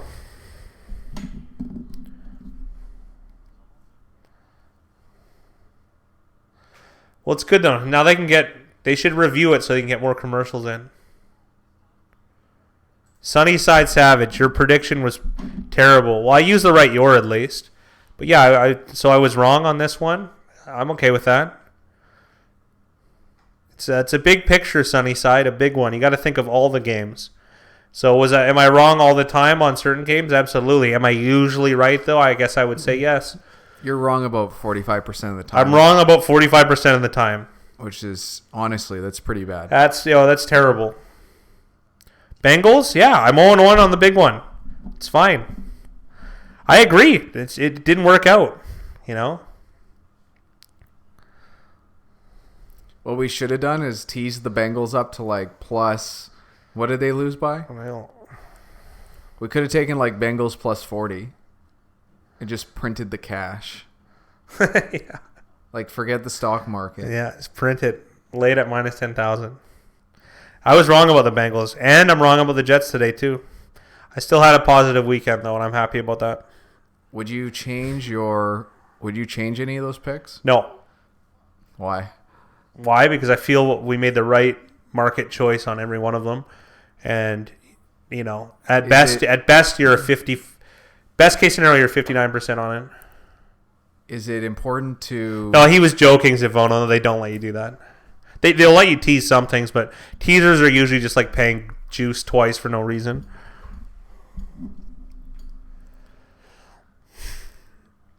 Do you think it's good to react off picks that you've made? No, like I mentioned before, I don't think reactionary. I think the worst thing you can do in gambling is mix emotion. The best bettors are ones that are completely emotionless about their selections, and we strive to do that.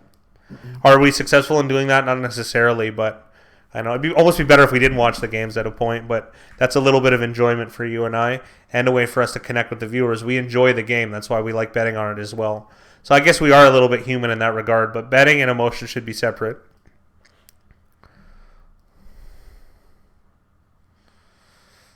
I'm sorry if you lost money on it, Sunnyside, but I mean, hey, it's a free selection, and it doesn't always happen.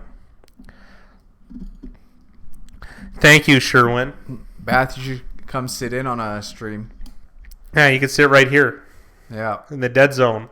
You could bounce on okay, good. Sunnyside's coming here to fade us. To fade it? Good. Then he can make money going the other way. Maybe not this year, but maybe going forward. Yeah, that would be fun, Bath. We're always looking to have more talent. He is talented. Yeah.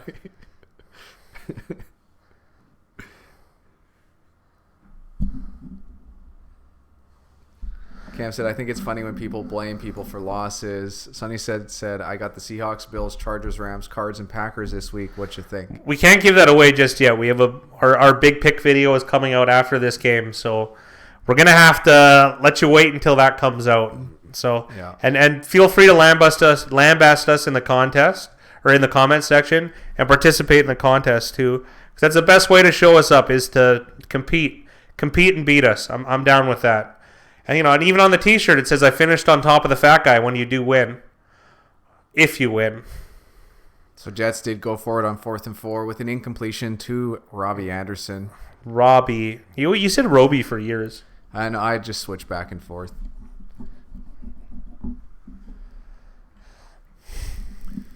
Darnold had to change the throwing motion on that one, and it caused an incompletion. He could have sold out more on that one, I think. That's a tough one for Anderson to make. I'll let Big Rye handle this question, though. Parlays are a no-go. Every time you add a team to a parlay, you're giving up juice. So on a regular bet, you're betting about minus 110 juice, like if you're betting in Vegas. And every team you add to a parlay, you pay an extra minus 120. So you're losing a certain percentage of the return. So the EV is a lot lower. Well, big parlays do have juice, Cam. Some you can find some parlays that don't, and parlay cards, which are generally the biggest bracket in the world, there are some of them that have like negative juice almost, and you can use covariance, so there's a correlation, and parlay cards often let you do that. We're talking like extreme nuances of it. Local books. I don't want to say from experience, which I can tell you I have. They're like parlays were a home run, and you wanted one guy to hit a big parlay. That it was always good for you. Because if someone hit a big parlay, he told everyone, and you just end up doubling your drop the next week.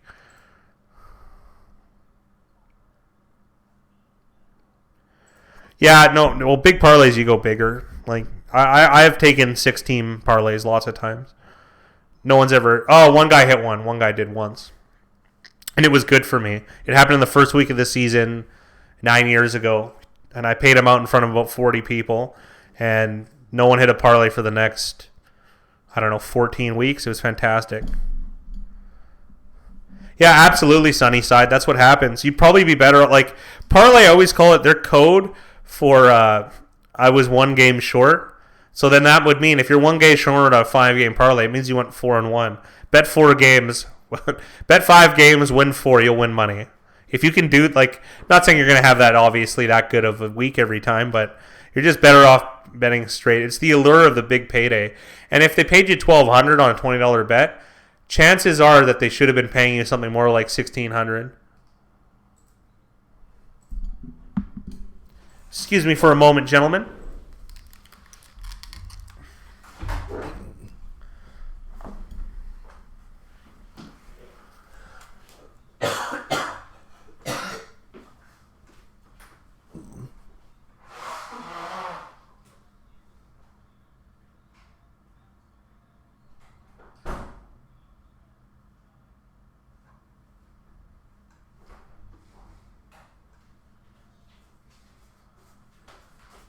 supposed to meet Harry later. Where's my cell phone? It's important.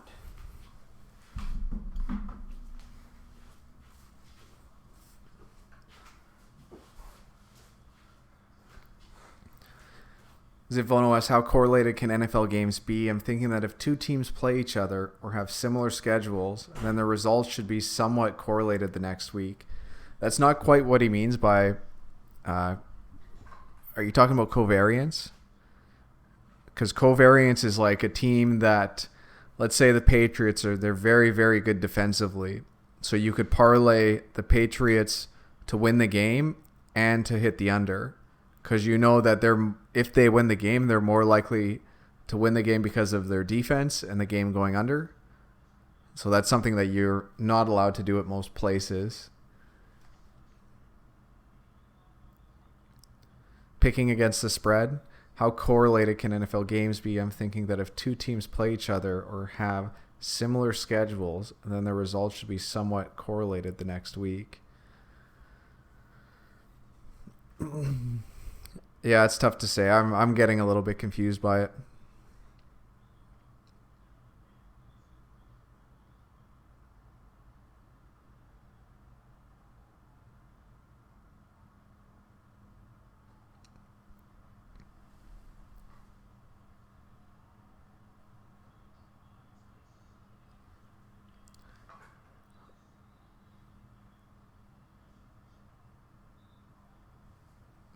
Games are independent. I kind of like what it's going to sound silly, but even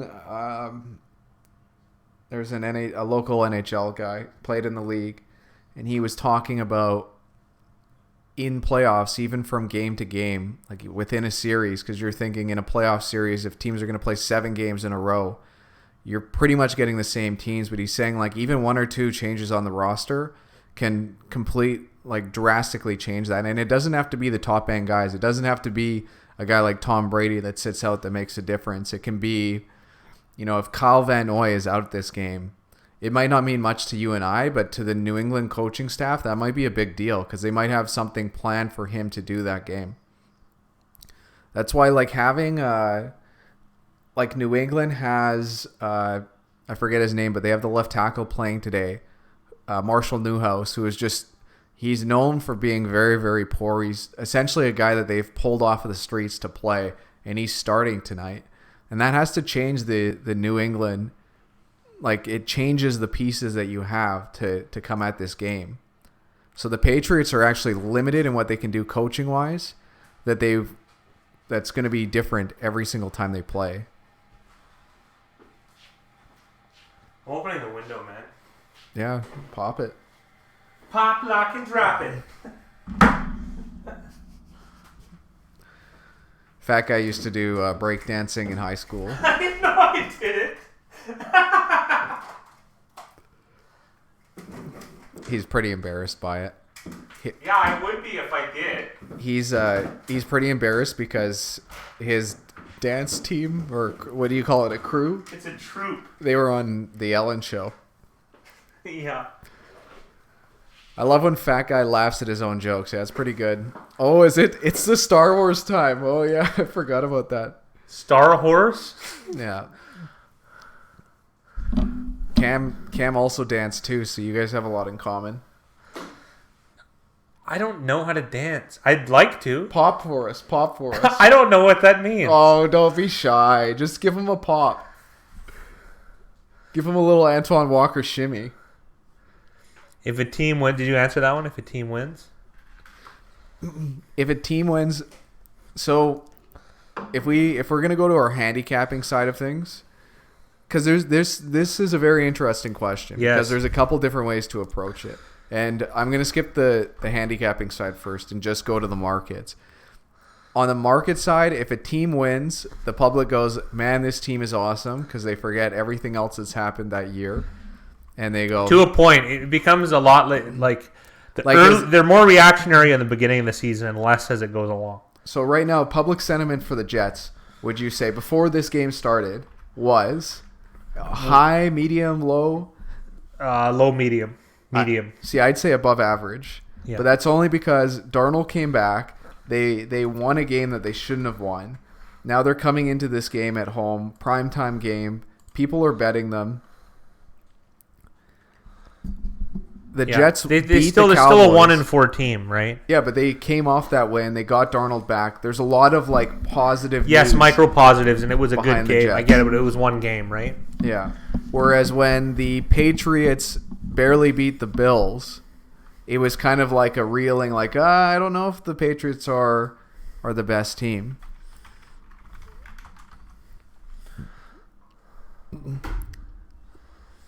Yeah, I don't know if I'm completely in agreement in that. That's a great question, though. Well, Cam makes a good point here that he's got a friend. It wasn't the Bills, man. It was the Giants. They won 35-14. See what I mean? No, I'm talking about when the Patriots played the Bills. Not last week, but earlier in the season. They won 16-10. But you need to make the correlations to this game. You see what I'm saying? Yeah, I'm just bringing that up as there's certain games that happen where the public after changes their thought on the team. Like everyone goes to work or wherever they go to the bar, and there's Star Horse is on, and they're gonna be I could care less. They're gonna be hyped up that team won, or they're gonna be pissed that team lost. Think about like Baltimore Seattle this week. I bet you people are gonna be low on Seattle and pretty high on Lamar Jackson. Like there's gonna be people talking about Lamar Jackson MVP after he played this week. So, Zivona, go back. If a team wins, how much you think that should affect the spread the next week? It does, but it shouldn't affect it that much. But the books are trying to set that 50-50 split, so they're trying to get that middle point where they can get bettors on both sides. That's why we try to do as much as we can to take advantage of that, because if the book is going to take a stance on one side or the other, we want to be on that side with the book. If they're going to give you... Like they open that Kansas City line next week at +3. So everybody and their grandma is going to be betting the Packers. Packers are coming off a high. Even though the Chiefs won, they're coming off of a low because the public is down on them. So it's an excellent, excellent opportunity. And then as far as a handicapping perspective, handicapping's different because what the Fat Guy and I will do is we'll rate teams. Like, is this an 8-win team? Is this a 9-win team? Is this a 10-win team? Is it a 6-win team? So a team like Miami right now... You missed some trailer. I don't care. If they're playing like a 16-game season, Miami right now with the roster they have, they probably win 3 to 4 games. So from a handicapping perspective, we would have them at 3 to 4 wins. But if they started off this season 3-0... it'd be tough for the Fat Guy and I to look at this team and still go, oh, it's still a 3-win team. It's still a 4-win team. We might bump them up to like a 5-win team after that. So from a handicapping perspective, we tend to, you look at that stuff and you think about how much does this affect it? How much does it not affect it? And then Cam just brought up, do you guys look at reverse line movement stuff at all? I've been enthralled by reverse line movement stuff right now, and combining that with betting against the public as well as we're going to be shifting our underdogs. focus to mostly that in coming forward. We're gonna because we used to do a combination of a contrarian theory with handicapping, but we're gonna go back. We're gonna go back just to the market because we feel as though the market reveals where the strong handicappers are leaning anyways. So we might as well be the I keep using this idiom a lot, or analogy rather, be the bird on the back of the alligator. So yeah, we're gonna pay a little bit of a commission to be able to be on the favorable side of things. Yeah, the NFL, you just have to be selective. That's the tough part. I bet college football for the first time. Well, not the first time. Well, not the first time in a while. Yeah. This week, and it went well. And a lot of that went very well. A lot of that just has to do with how many games there are. What's going on, Jamie? Does Kareem Hunt come back next week? I think he's 2 weeks away. He's back. I think he's back practicing now, and it's a 2-week window for him. I think week 10 is when he can return and play. He's returned to practice now. Yeah, but there's a 2-week window. That'd be interesting. I love it, Bath. That's pretty funny. Yeah, you're missing Kareem Hunt. The NFL, the nice thing about the NFL is that the juice that we get, at least at Pinnacle where we bet, it's the lowest because of that. Actually, MLB is the lowest, then NFL, then college football, hockey. Who is this guy singing? I could do without it. Yeah, Pinnacle, at least juice-wise, usually does. You can, if you're shopping, you can maybe find a better line somewhere else, but for the most part, Pinnacle is pretty good. And yeah, they are very sharp. They're the sharpest. That's kind of the stuff that I hate. Like minus 105 will be the juice on, like the even juice on both sides. And it just, I feel like every time you want to put a bet down, you're betting at minus 110, minus 112, just because that's where the sharp money goes for them. It's best to have a multitude of accounts. It's best to bet with humans. It really is. Like, if you can find people that'll gamble with you, and you can pay little to no commission and take favorable lines, it's a home run. Oh, that's perfect, Cam. Yeah, it's kind of nice to be able to follow a book like Pinnacle and then get the best line somewhere else. Yeah, because they're best to look at as a standard. It just means that you're quicker to the draw than whatever book or person you're taking bets with. The Fat Guy and I have been, like, we've been following and using the marketplace to bet, but we've been trying to figure out a way to handicap on top of that, which is kind of where our site leans, but we're having not doubts, I'd say, but it's just hard to... Realizations more than anything. I will make this argument, though. As far as handicapping futures, though, we've been successful at that. And I don't think that that's a lost art. Handicapping futures before the season is valuable, and I would say we're more right than we're wrong in that respect. But as far as game to game, I don't think that handicapping works. Yeah.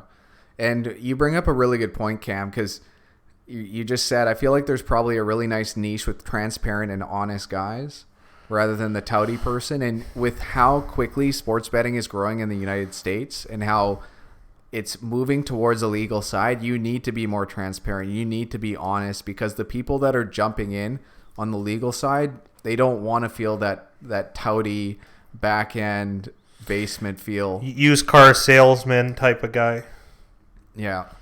So many casinos are opening. Well, and online books. Like DraftKings is a soft, DraftKings New Jersey is a soft book, I would say. But there's I think they're more experimenting than anything, because they're going to jump into other markets when it becomes legal. And so this is a good prove it ground for them to make mistakes and to learn things early, because they've offered a lot of good promotions that were ridiculous on the Giants. And that were definitely negative EV, but it's curious to see how their customer base grew after offering those hometown discounts, let's call them.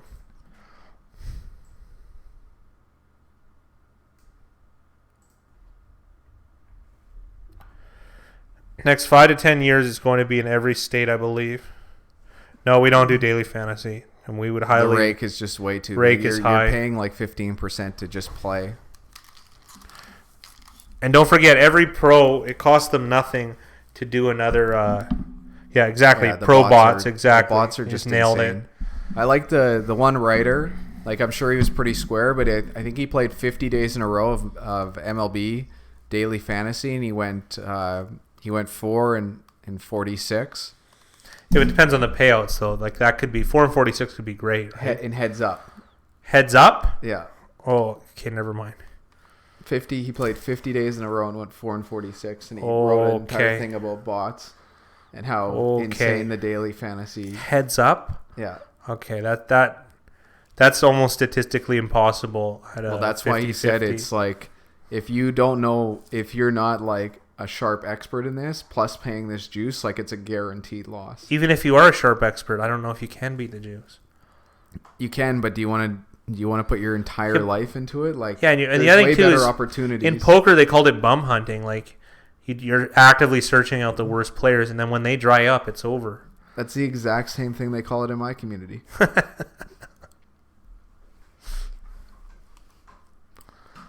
Booger and Joe. Just name a better couple. You can't. Booger and Joe. It's like, no, Turner and Hooch. You don't even know what that is. I don't know. Smoochy and Smoochy. Death to Smoochy. Turner and Hooch. Tom Hanks and a dog. Tom Hanks is a cop. I thought Tom Hanks was a Wilson guy. What? How about Ike and Tina? Huh? What, PB&J? Like, what? SpongeBob SquarePants and Patrick. I don't even know who those guys are. You're such a liar. I only know SpongeBob SquarePants because he's in Windy City Heat. Tom Kenny. Patrick, I think, is the lizard thing. Yeah, it's turning in that way, Cam. Yeah.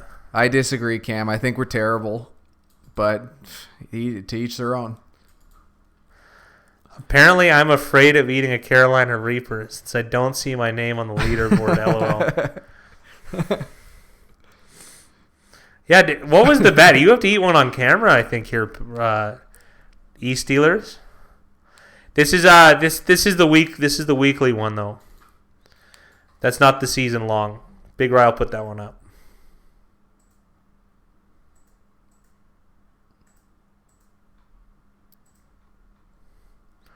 You got them both on a... Yeah. What a dingus. Recovery by Ty Montgomery here. Finally started the game off.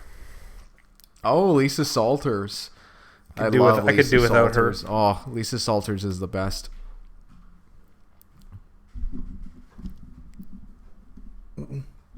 Yeah, Richard, you're only 4 games back. Pretty good. 57-47, 10 games above.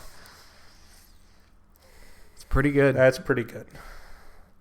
Yeah, Gary Ridgway, Ed Kemper. Ed Kemper is way cooler. The funniest part was you had to point at which one was which. Yeah, I did. Well, not everyone knows serial killers, Big Rye. Yeah, they didn't call us Kermit the Frog and Miss Piggy. I think we're close, and we're very close in size to those guys. I think Ed Kemper's a little taller than me. I think he was 6'8". The real question is, could Kemper eat an entire pizza on a 5-minute car ride? Yeah, I don't know if he could. I'll take a pot shot at Kemper. 1-on-1, me and him in a cell. That'd be fun. Be a nice one. There'd be a lot of kissing. He's 70 years old. I got him. Yeah, he's 6'9". He's got 3 inches on me. That's considerable. To be fair, he's killed probably more people than you have. No, he's killed more people than I have, for sure. And then... he's like 240, though. I got him, man. I got him. And he's 70, dude. This is done. I could put it together for a minute. Bloodbath said, I once saw a fat guy eat 12 Krispy Kremes in 6 minutes. That is actually true. I did that at his house. I was 6 feet tall in my basketball, whatever you want to call it. Yeah. They said he was 6 feet tall on like a basketball program. He's closer to what, 5'7"? I'm like 5'4". Get out of here. Shut up. I'm not 5'7". Yeah, Tinder profile too. Yeah, if he's 6 feet, then I'm 7 feet tall. Yeah. Yeah, 6 foot in my Tinder profile. Yeah.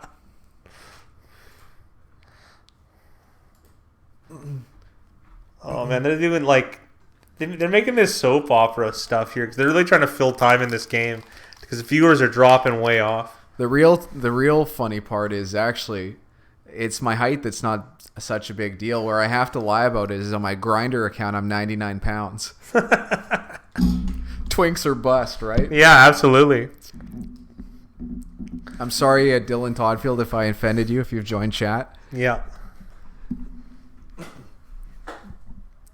Hey, we got a first down to Robbie Anderson, though, here. Jets are moving.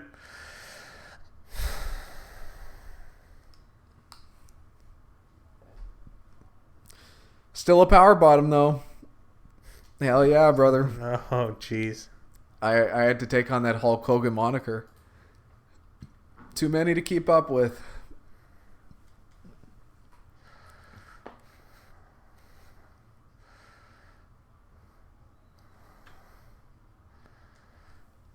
McCourty is jacked for this game. Yeah, because he knows he's going to get his 6th pick in this game. Yeah, I know. It feels like he's auditioning for the reboot of the program. That for sure, Mickey Hill has seen the program. Has to have seen it. Is that like The System in Hollywood? Oh, it's a football movie starring what's his face, the guy, the cocaine addict, Sonny, James Caan. There you go. Listen, Bath, I had a good weekend with my family, and I like you, so I'll give you 2-1. Well, how many? 28, 24 specific? Yeah, right on the dot, 2-1. 1.5. 1.5. I'll give you 30-1 back. Bath, just put the $20 he owes you on this. I don't know him. He owes me $30. The guy's a liar. Convenient. I'm going around and I'm getting all of my sub $100 debts. I'm putting them up in a row and I'm getting them all. Bath, I'll be hiding in your laundry hamper. No, you'll give me the 30 you already owe me. That's not how it works. Another interception by Darnold to Stephon Gilmore. Listen, Bath, 1.3-1.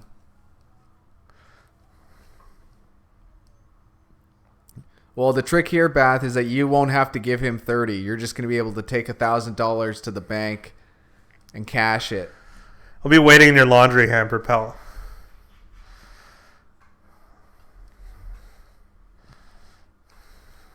Bath took the bet. You guys want me to set up an online contract? I'll sign my contract in his blood. Yeah, you're going to go into Bath with him?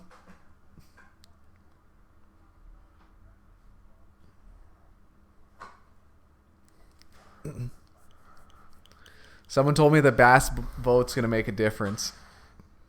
What? Sorry, too political. You voted for like the first time ever. I don't know what your issue is. Now you're big time, Bobby big time? I used to vote every time my family would go out for dinner.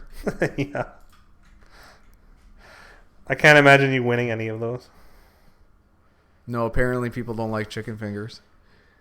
Yeah, that is such a you thing. Zap's on turnover watch for us. Yeah, it's good. I'm glad he is.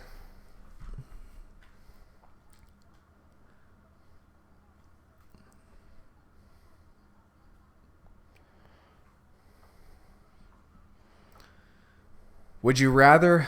First of all, Titty T, what's going on? Oh my! This is Would another. you rather make love with your girlfriend in your mom's body, or make love with your mom in your girlfriend's body? Well, at least I'm still looking at it. I would. This is like a no-brainer. Yeah. Just bang them both. Oh God. Like you always just ruin. You really just ruin things, pal. You just do. Let's hear what you got to say then. I'll just leave it. I'm gonna leave it. Wow. Make that same one with your boyfriend and your dad, and you'll get an answer from the fat guy. I already told you, pal. You're gonna get the pillow treatment this evening. Nothing you can do about it. Finally, something to bite down. Yeah, on. I knew. I was hoping that would happen.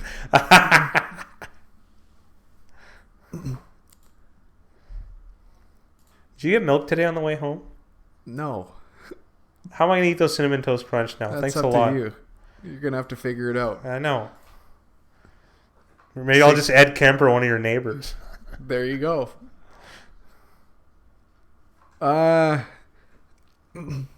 Once in a while, the fat guy will stay with me if I'm lonely.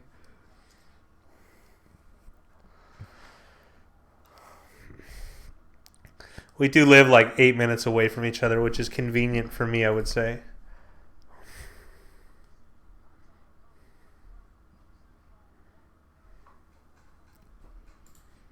TDT, you got any more life-altering questions? Yeah. Cam, are you the skinny guy or the fat guy? And I appreciate you calling me skinny. 5'9" skinny guy. I was the skinny guy. What the hell happened to that? That was 10 years ago. A jerk. Should really let this thing go. It is fun though. Well, that's different from us. Yeah, that is the weird thing. I should be the big oaf when realistically I'm the only one who has any sense of not sensibility, any intelligence. He's sensible at least. He's got the looks. He's got the Roxette. That's a great song. Yeah, better hygiene. Yeah, I showered today. Good taste in music. I don't know anything about music. All right. In this game, I can't even. It's 24-0. I just want to see a flea flicker from the Patriots just once. Looks like a Nickelback guy. Oh, gross. This is how he reminds me. Actually, Nickelback is not far away from where we live. Yeah, it's true. You know, Mikey B has a nice Nickelback story. He does? I've seen him before at the bar, but that was, probably 8 years ago? Would you rather have someone obsessively in love with you or obsessively hate you? Obsessively hate. Not even close. Hate. That would be awesome. I already have people that obsessively hate me. I'm fine with it. And I dare them come do something about it. Stop threatening your parents. He's been trying for years. Never been able to get the guy down. Yeah, Jake Jacobs. Hey, it's not even close.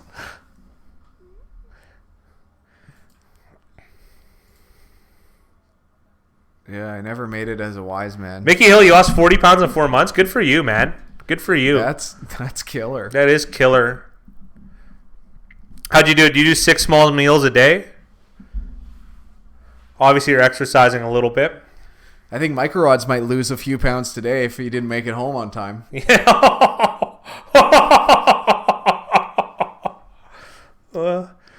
I lost intermittent fasting. Yeah, it's tough. I lost one time. I lost 100 pounds, 110 pounds in 9 months. I put it back on clearly, but it was for a bet and I lost. By the way, the other guy lost more money or more weight than I did. Keto and intermittent. Good for you, Mickey. Yeah. It's a trend, but it's a good way to, from what I understand at least, to keep yourself sated. So,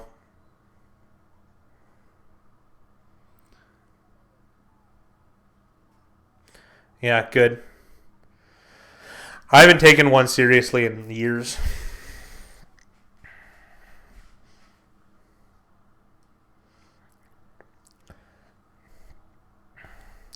This Matthew Slater guy's pretty good on special teams. Weird. I think he's a better player than his dad was, Jackie Slater. Who's the guy you said Mickey Hill would know that I didn't? What, Bubby Brister? Not Bubby Brister, the other one. Quinnet Centuple or whoever it was. Who's the guy who has the 2 kids, one adopted? Pat Swilling? Yeah. How would you not know who Pat Swilling is? Don't Patrol Pal. Whatever. They had cool names in the 80s. The other guy's eating Korean barbecue, so he likes his chances. Oh, yeah. Korean barbecue is a nightmare. There's a place near me that I've been to with a friend a couple times, and it's awesome. It is literally awesome. That 63-yarder was a Jake Jacobs special. Yeah, it was. Love good special teams. And Bath, that 63-yarder won him fantasy. Who I hope you beat Straight Rob. Yeah, linebacker at the Saints. Titty T, would you rather have an extra arm or extra leg? Don't say you already do because of your penis. That was pretty blunt. We're playing the name game on this micro trolling is great. Yeah, Mickey Hill knows him. He's a linebacker with the Saints. Yeah, of course. Pat Swilling, man. Dome Patrol. Oh, Bath beat Nelson. Oh, Bat beat Nelson? Nelson's back in the league. What? That's the more interesting part. Yeah, Jamie, take your best guess. If you get them right, you have to film the show. Yeah. Or get you calling in or something like that. Yeah. I don't know. You think with an extra leg you could run faster? Or There's no way. Your gait would suck too much, man. It would be imbalanced because the only way you could do it is if it was coming out your back. Now, you want an extra arm, man. Well, if I had an extra arm, I could be a priest. But I'd have to go Catholic, let's be honest. Yeah, obviously. I don't know the stats on imam improprieties, There you go. That was some good alliteration. Whatever that means.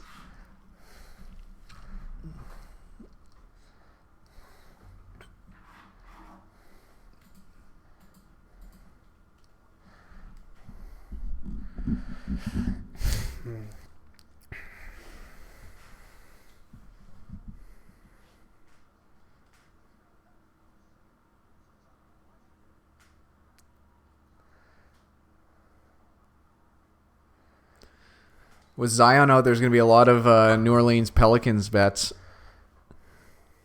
Yeah, coming out, yeah. Mickey, I only read the first half, but yeah, I wouldn't mind having sex with a goat. Would you rather have sex? Oh, easily. If everyone. Oh, would they just think that I did? I'm fine with that. Yeah. Yeah. Oh, yeah. I can handle. Best bet might be Kansas City, Jamie. I'm not even joking. We already have a bet on it right now. Kansas City's underrated right now. Oh, jeez. Oh, safety. Oh. Is this a Jets game or is this a Jets game? Bath needs another safety now from the Patriots. Yeah. No, it's already done. It's 2024 Jets. Washington, Atlanta, Arizona, Chi-Town, Jets, Rams. He can't reveal it. Lions. Mahomes Raiders. isn't playing. Zaps. Mahomes is out 4 to 6 weeks, reportedly. Tennessee, Buffalo, San Fran, Denver, Cleveland, Kansas City, Pittsburgh. Hey guys, I got a good question for the viewers. Is this game worse than the butt fumble game? Is this worse? I don't remember that game to give you. Are you answer. serious? You don't remember it? I don't know if I even watched that game, to be honest. I watched it at a sushi restaurant with my sister on the way to the airport. I've never watched a game with her, and she said so this is the football game you chose, as if I knew. Is that when you went down to Puerto Rico and built those houses? Yeah, yeah.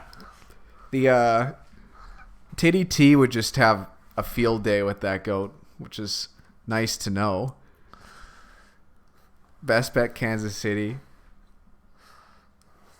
Bloodbath thinks that we should host an IRL meet and greet to wrap up the season, and he knows a good bar. That means we'd have to send a plane out to the 9 guys on here. Yeah. I don't think anyone's that interested in something like that. Just so you know, Bath, the third quarter is brought to you by the Hooters restaurant. That's Hooters with 2 O's. You've never even been with a woman. What do you know about Hooters? It's a restaurant that pays us to throw in ads during the stream. With a name like Butt Fumble, you know what else? And it was really bad. That game was atrocious. This would be the worst game I've ever watched too, but I've been just reading chat. Yeah, I know. It's good. It's been pretty good for you. Yeah. I at least might have my eyes semi on the prize. Yeah. Hey, eyes up here, Buster. 2 hands on the wheel, cowboy.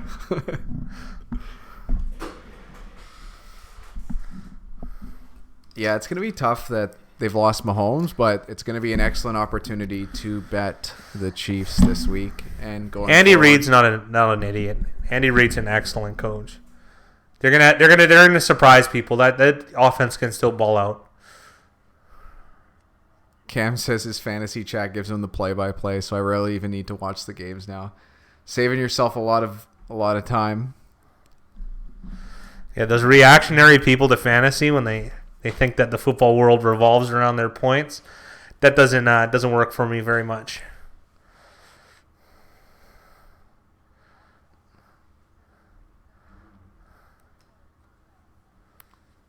And Rodgers is great. Rodgers is an amazing player. Anything can happen in one game, and in this one game, we like the Chiefs. The line's already been bet up from 3 to 4, so reverse line movement wise, that's pro Packers, but the market numbers are still strong on the Chiefs, as well as just being dogs at home. Yeah, at Arrowhead. They said Linda. That's Bill Belichick's lady's name. Ooh, this could be an interception for the... Yeah, and it is. Interception, New York Jets.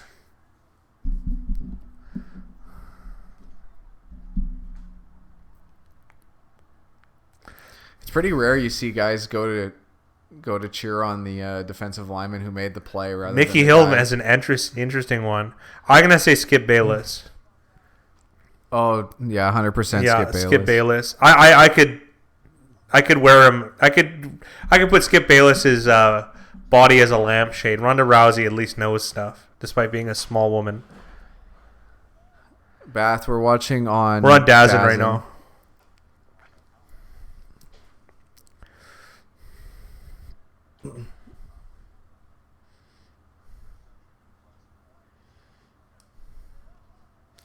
Oh, I got my dad a new Minix. It's awesome.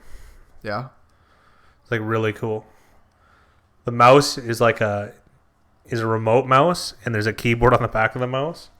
It's Really? only built for streaming. It's great. Sounds like a deer's taking a piss out there. Probably. Hopefully the water doesn't come in through the screen. I just find that, I don't know why that's made me laugh like 100 times. Yeah. You make all these choices and then that one, we're good. We'll cut the corners here. yeah. Yeah, that safety did screw you up for those squares of 7 and 3. Oh, Not something I follow very closely, but there might be a scoregami tonight. 26-0 would be, I think. I can't stand Demaryius Thomas's personality. I really can't, but I don't actually know him, but just how he carries himself on the field. I think that's psychologists refer to it as a stupid face. Okay. Mickey Hill, do you guys have Grizzlies there? Not where we are, but if you go further out, absolutely. Even if you drive on any road trip, like the province we're in, it's pretty standard to go, to explore more or less, and you'll see them. You can see them on the side of the road, like that. That happens in the summer. It's not often, but like that will happen. What do you call a bagel that flies? I don't know. Oh! What a hit by Hightower on Bell. I'm surprised that wasn't unnecessary roughness, despite being a clean hit. Hightower noticeably bigger than Bell. And Really? Bell's one of the bigger backs. Hightower's a massive man, dude. That was just a Ooh. good play by Hightower. This is great. I don't know what Darnold saw there to... Kill shot Bell. You call it a plain bagel. Great.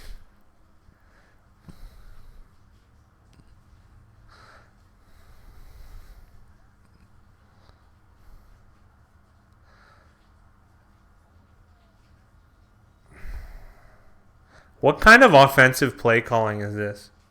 This is I'm going to steal a line here from Mickey Hill, but this is old Crazy Eyes. Adam Yeah. Gase. Like, what is he doing, though? I haven't seen play calling this good since the Dolphins a couple of years ago. But why they have, like, unblocked, like, zero blitz has worked every time. They don't even have...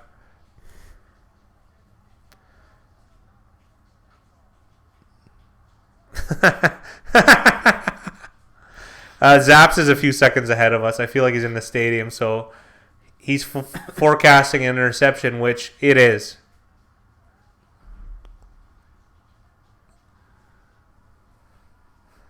Wow, this defense is doing well. They're high-fiving now. People in the stands. This is the weirdest game I think I've ever watched. I thought yesterday's games were weird. There was a lot of 9/11 celebrations going on Holy. after touchdowns, after Low class, interceptions. Big Rye. Low class. Don't worry, guys. I'll get rid of him one way or another. Wouldn't be very hard. No one would miss him. He can't hack it. Yeah, I think every player on this team has mono now.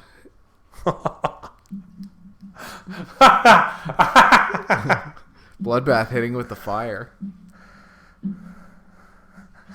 This offense has mono. A lot of kissing in the dressing room.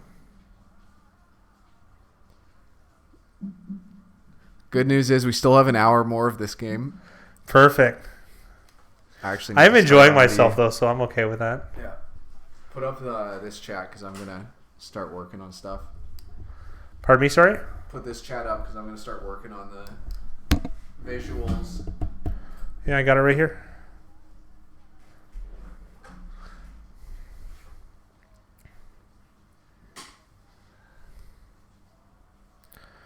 Find folks this evening. Bloodbath Master trolling. He is Master Troll. I'll take care of him too. He's next. No. I haven't been drunk at Big Rise in some time. He's seen me drunk plenty of times. I've seen him drunk a few times. He usually ends up puking. Yeah. Bath's talking to everyone else but us. Yeah. Oh, Fat Guy got drunk for one stream. That was pretty, or one video. It didn't work out for anybody.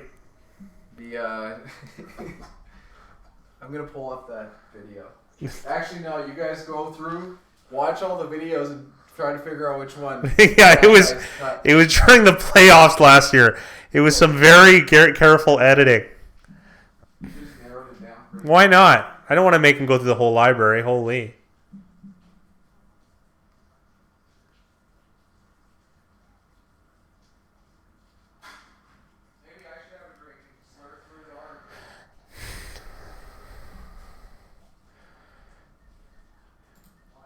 Who's it? Is Fezzik? What is that? Princess Bride? Yeah, it is. I remember now. That'd be about right, yeah. Yeah, it is Princess Bride. Yeah. I haven't seen that movie in forever. You kind of do need to be drunk to watch the Jets, I feel like. Well, maybe I'll watch this fourth quarter. What, are you drinking a beer now? I'm going to have a Whistler. Don't get him to do that. You don't understand. This guy has no tolerance. This guy's going to be wrecked. Wayside Wit Apricot. It's a very masculine drink for me to have. I do like Andre the Giant. Screw you guys. He even wears pajamas. Yeah, I can cut a shoulder out of this shirt. Yeah. I've seen you do it reaching for a bag of Cheetos. I don't like Cheetos. You can take that idea out of your popper there.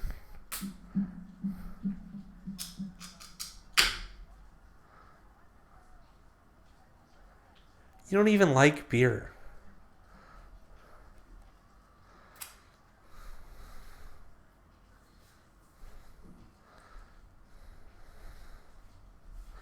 What's your drink, fat guy?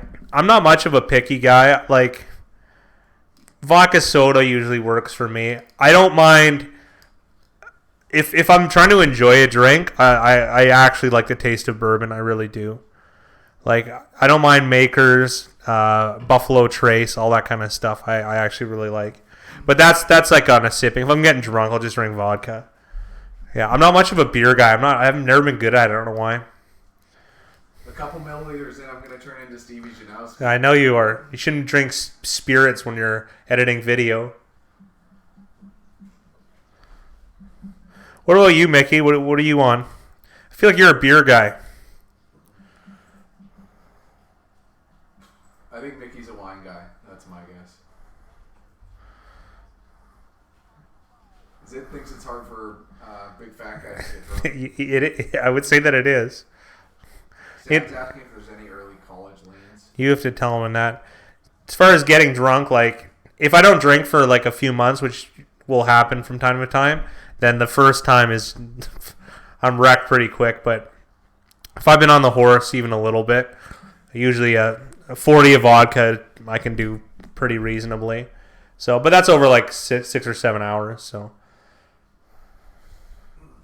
we got a reverse to Edelman. This is at least a fun play call. He goes down, knows not to take a hit. Hate wine. Yeah, see, I told you, beer.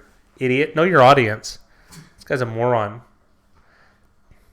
And you're speaking without a mic in front of you.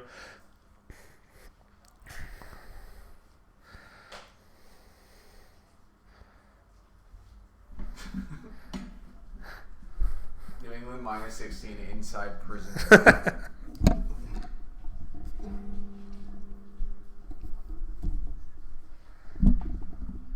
This game is brutal. We're all like living this together. That looked like intentional grounding by Brady. It really did. And now, Jelani Jenkins yelling, "Let's go," and flexing. This is, come on now. You're down 26-0.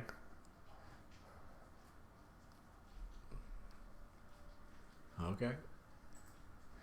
Sam Wheel, inflated lines in the pen. I believe it. That's perfect.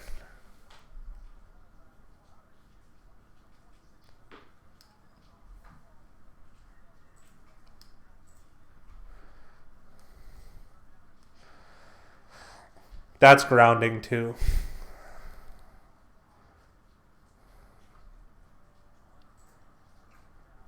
Oh, hey, Setapo. Oh, you received it? Perfect. I've been wondering about how they how the process is getting there.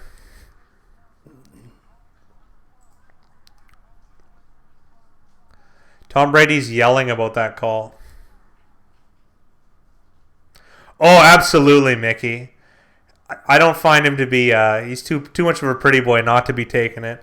Mind you, you probably would too if you had the choice, Mickey, between that happening and nothing happening.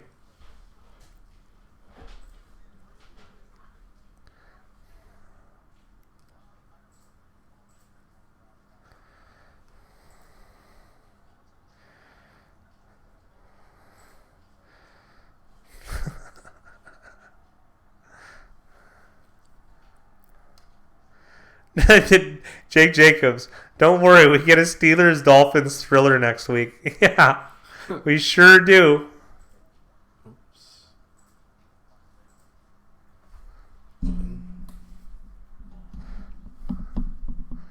This is so funny.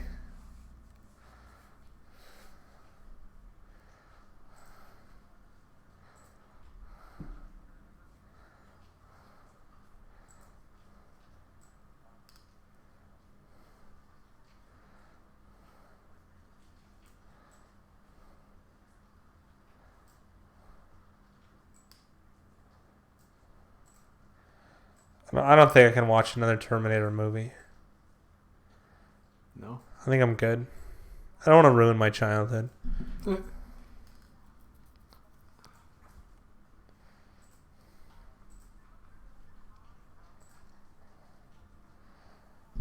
I kind of lost that one. My dad's favorite was Steven Seagal. Like, how could that be your favorite action star? It's brutal. That guy is a total nightmare. I will say this, though. I particularly like Under Siege, and I still watch that movie.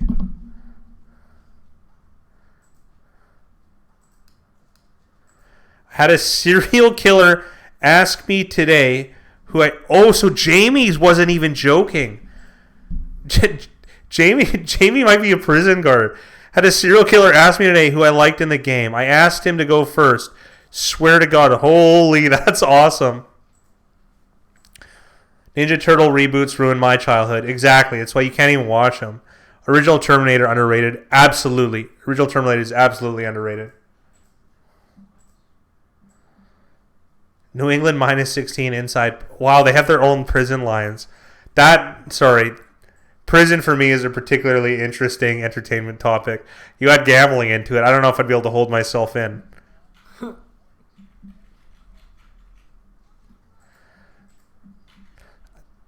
Yeah, that's true. Maybe, yeah. Maybe he somehow got the internet in there. Yeah, jail guard all day. I love it. That's so cool. And then, look, guards wouldn't know the inmates' lines. Yeah, right. They know. I think they know quite a bit. I can only guess. It sounds like the Aryan Brotherhood's the guys who are taking the bets. That'd be my guess. Could be mistaken though.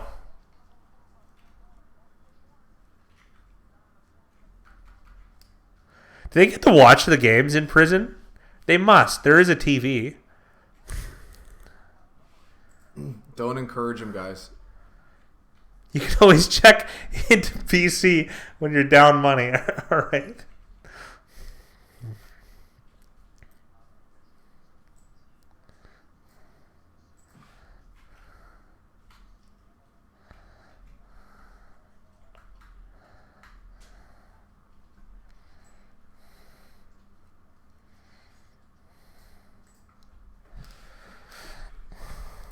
Most interceptions through 7 games since the 1996 Packers, it says. Very interesting.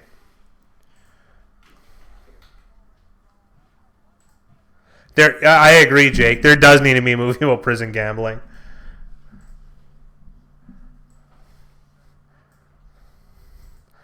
Yeah, if I ever went there, I think I'd do all right. I might be a first round pick. Big guy, knowledge of gambling and numbers, might do okay.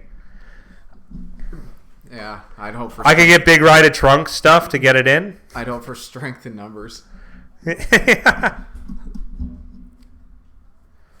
Well, the Adam Sandler movie is The Longest Yard, and that's just a remake, and it's about a football game. I don't know if I'd call it that.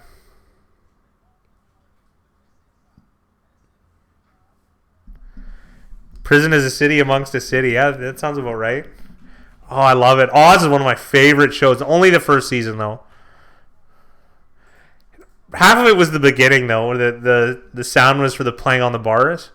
And Adebisi was such a good character. Bell moving the chains.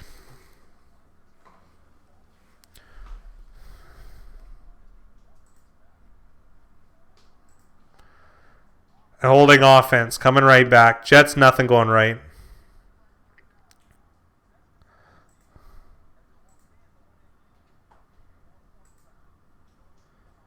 Yeah, The Wire. Wire is a good show.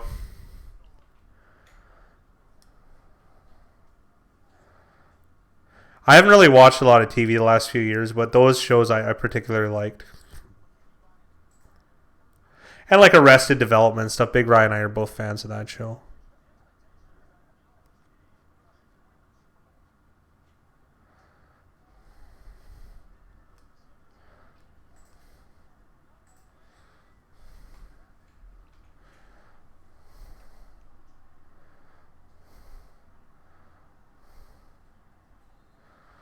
Another flag. Wow, this game is just bizarre.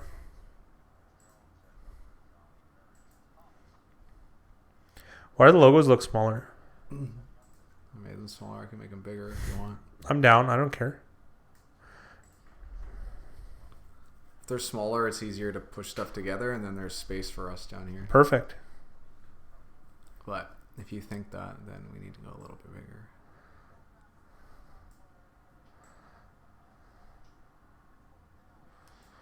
Fourth down. Here we go. Watchmen started last night. Weird as fuck. Yeah, absolutely. I didn't watch it. I actually don't mind the movie. I mean, I didn't read the comics or anything. How do East Steelers do this week? He's been hot the past 2 weeks.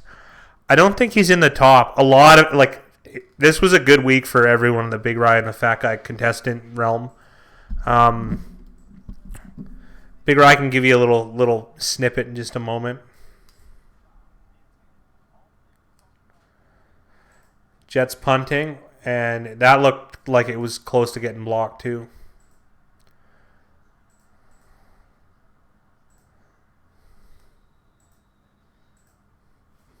I can look right now. Big Rye's busy.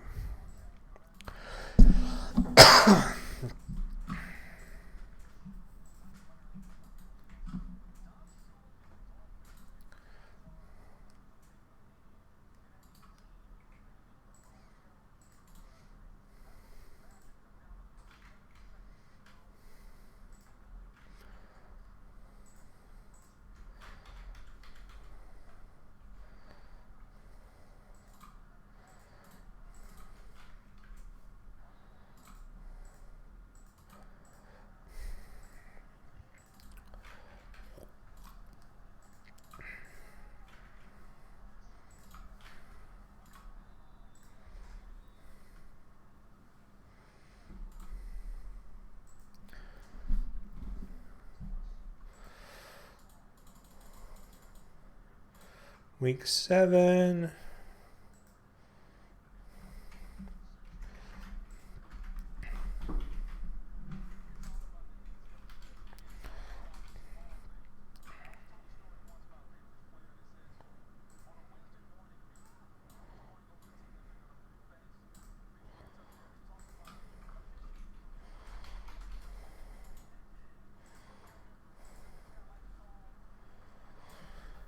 $10-5. That is a great game. Who does he have in this? Oh, no, that's week 5. Whoops. My mistake.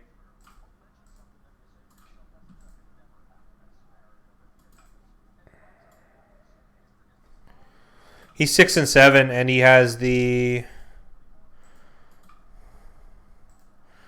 Don't know who he took, though. He probably has the Jets, if I were to guess. Is that him where you've selected? Yeah. Yeah, he's got the Jets. Oh, the Jets. I didn't even see that. Yeah, there we are. So he's going to be... Oh, wait.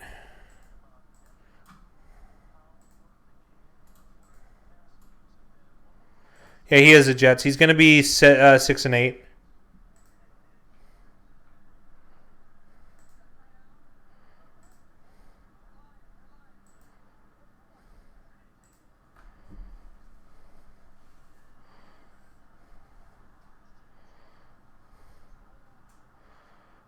Wow.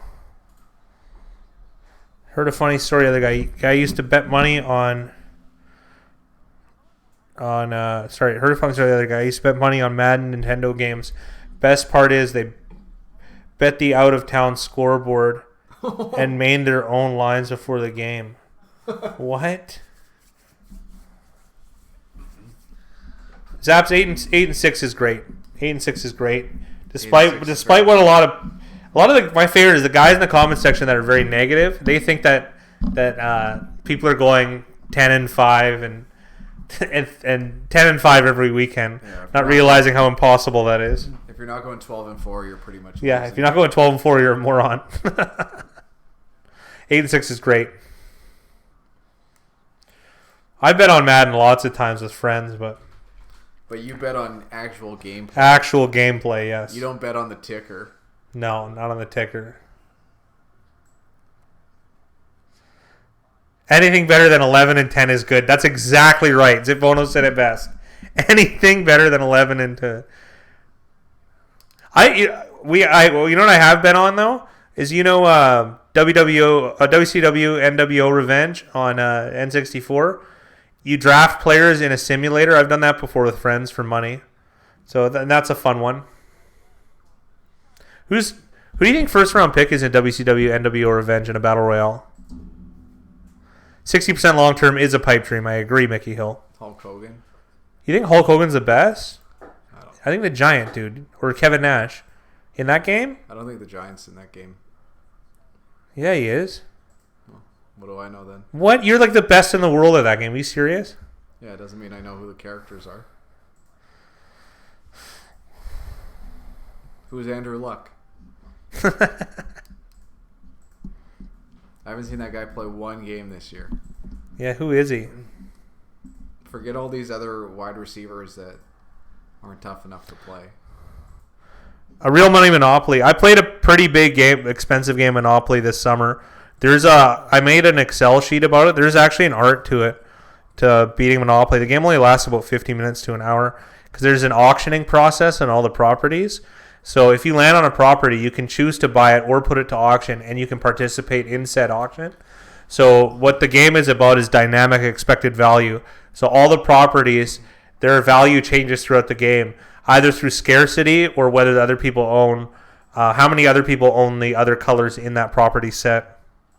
Are you saying I could have sex like 5 or 6 See a titty T.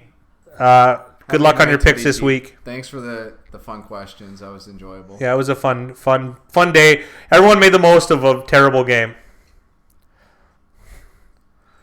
Well, except for DJ Sherwin. He was kind of... Oh, are we doing Breast Cancer Awareness Month? Is that what we're doing? Yep. All right.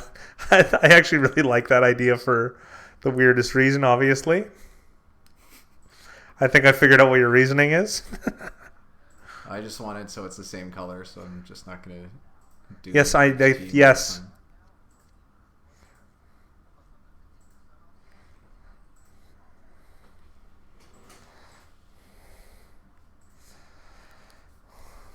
$26-0 Patriots. This is a brutal game. Is it worse than the butt fumble? I don't know. I want to see what the score. I think butt fumble is 33-7 or 33-3. Say, Jamie, say your boys have sex offenders to watch tomorrow. See you guys tomorrow. Absolutely. See you tomorrow, Jamie. Well, Jamie, not much changes when you come home, it sounds like. Yeah. It's not like Big Rye can hang out near an elementary school. I have a friend who's a prison guard, and he was on one of those shows. Do you actually? He showed me his... He was like... Oh, it's like, go to the 2 minute and 38 second mark of his YouTube video, and it like showed him searching some guy. It was good. I enjoyed it. Patriots red zone, 2nd and 10. Easy pass to Edelman for what looks to be a first down.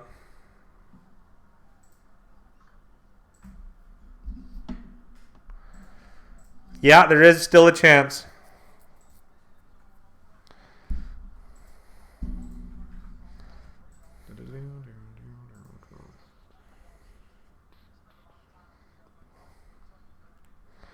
No, he's just trolling.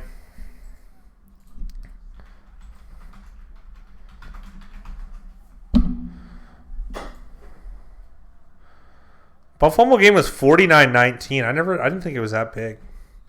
That 49-19's got to be better than the game we have now. It was 35-3 in the second quarter. Holy. You go from scoreless to 35 points. I've never seen a team score 35 points in a quarter. I don't think that's ever happened. That's got to be the most points in a quarter. Big Rye looks like he's wearing a toupee over a buzz cut. Who said that? Oh, obviously Mickey Hill. That's a classic Mickey Hill joke, and it was very good. That's excellent.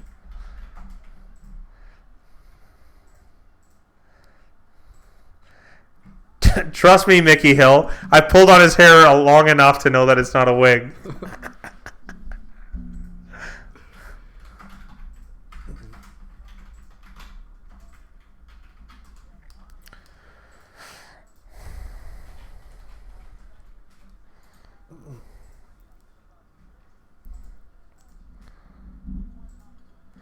Oh yeah. You're totally welcome, but you won. You earned that T-shirt.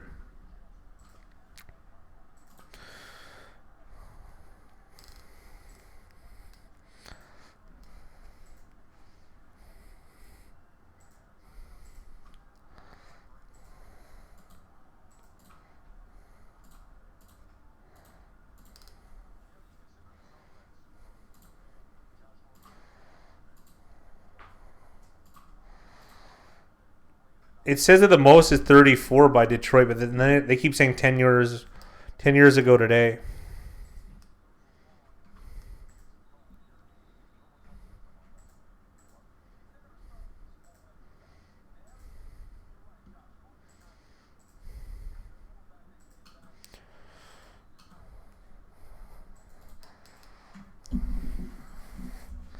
Mickey Hill enjoyed my joke, so there you go. How about that? Who's to say it was a joke?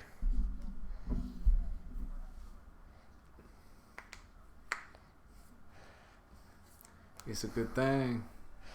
I don't think anyone's won a game with Marshall Newhouse at left tackle since the Packers like 10 years ago.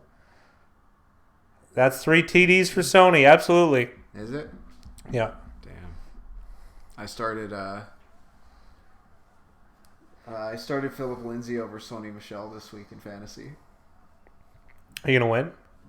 No, I'm going to lose both leagues. That actually makes sense. You look like a moron, but... Well, it's a good Sony Michel performance.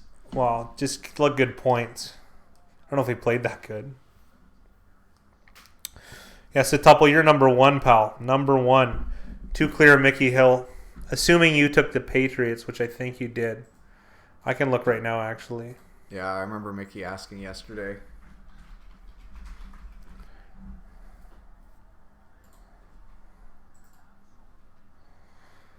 Yeah, he took New England. The Jets are getting blown out. Yeah, but 3 touchdowns, Sherwin-Williams. OG Glock. The Jets are getting blown out, absolutely.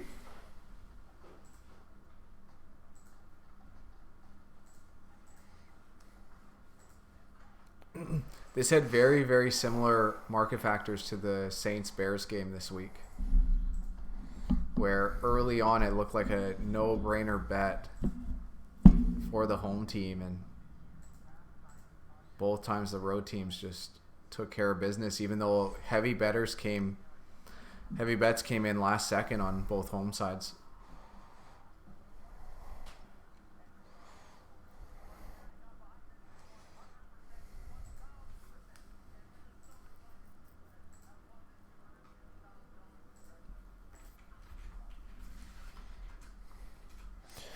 The best bet would have been a flat bet on the Patriots. Not really. Like, you had flat bet on the Patriots would have been like minus 420. So you'd have to lay 420 just to win 100 for them to win the game. So I don't know. It seems like a lot of undue risk. It's hard. It's bad to be results based. We hammer that home. So even though it did happen in this instance, would that happen? Is that a good bet out of all the possibilities of things to happen? Probably not. Best bet would be not betting this game. Perhaps.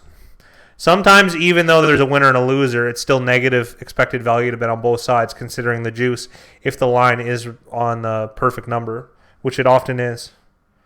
What's the Chiefs line without Mahomes? The Chiefs are +4 currently at home at most books to the Packers. Chiefs with points at home. I mean, I don't know. It's a pretty interesting one. Yeah, there are 3s out there, but it moved to 4.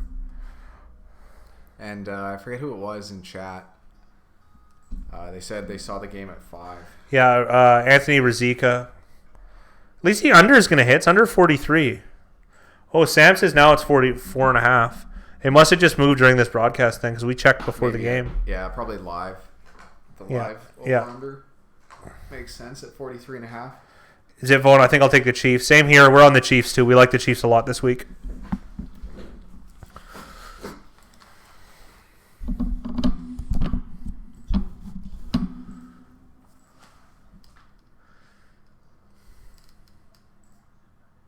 I'm seeing 4.5. Yeah, it must have. 4.5 even better.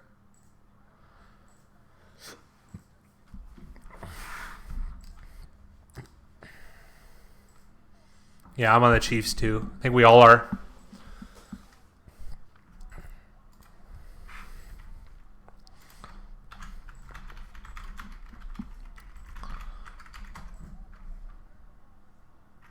Yeah, the Chiefs are actually at home. You're getting points at home. Like, this is pretty good. Pretty good game for them to take the Chiefs. Mickey Hill, what do you have the Chiefs home field advantage? Yeah, that's an interesting line. Yeah, I'd like to know that.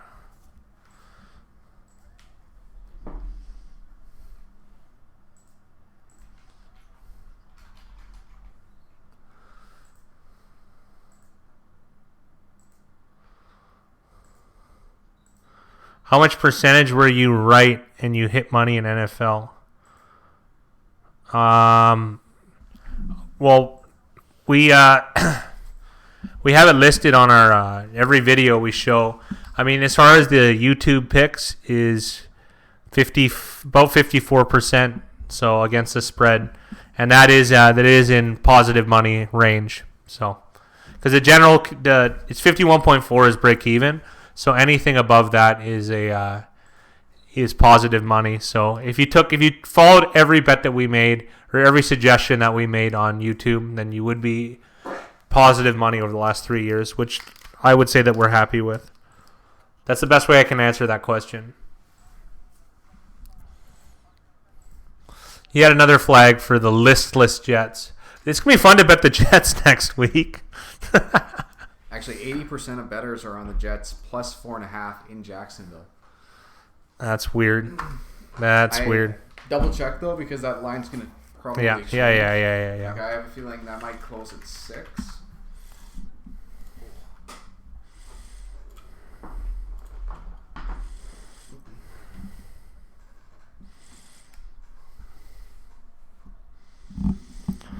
The rule is for us is to fade the public. We've said that a multitude of times, and most of our bettors, because we do have a leaderboard, most of the ones that do that are quite successful, I would say.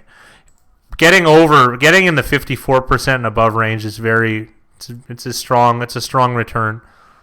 So that's a good ROI on your money. So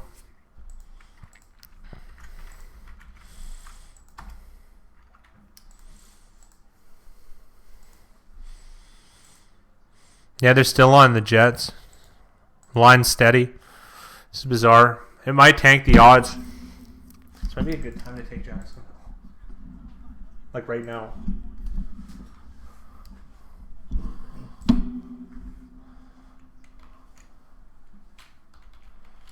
Chiefs whole field advantage. Mickey has it 2.5, slightly over league average, which we would have it higher than that. But yeah, that makes sense. What does he have it at? Sam Wheel, what do you think of these Vegas cappers selling picks in their power ranking numbers? We had mentioned earlier in the stream we kind of had this argument, and we just think it's bogus for the most part. You can't really sell picks. You can be a bettor, and like selling picks is just kind of a used car salesman, snake oil, that type of thing, because it's rarely.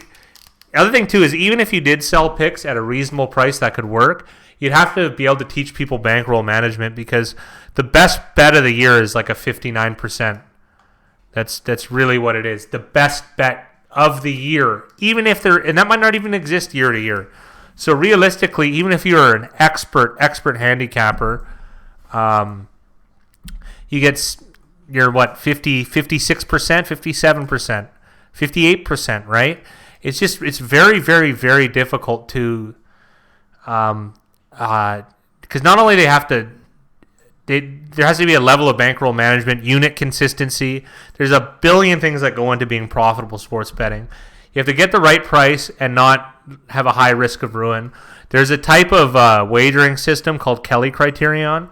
I'll post a little wiki link in the thing that it's even best to go even more conservative than that.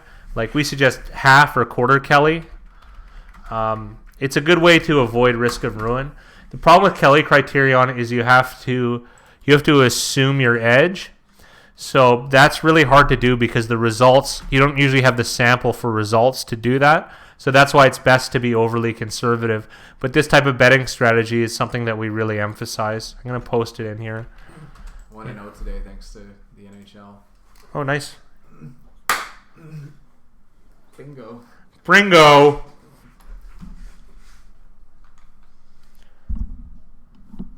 Oh, absolutely. Cam, we usually stream the Sunday Nighter and the Monday Nighter, and from time to time, Thursday.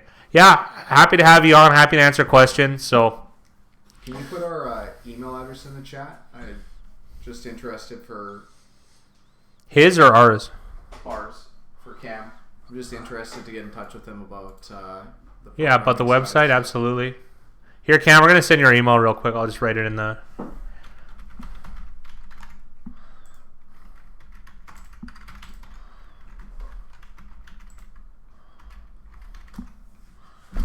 There you are. Take a look.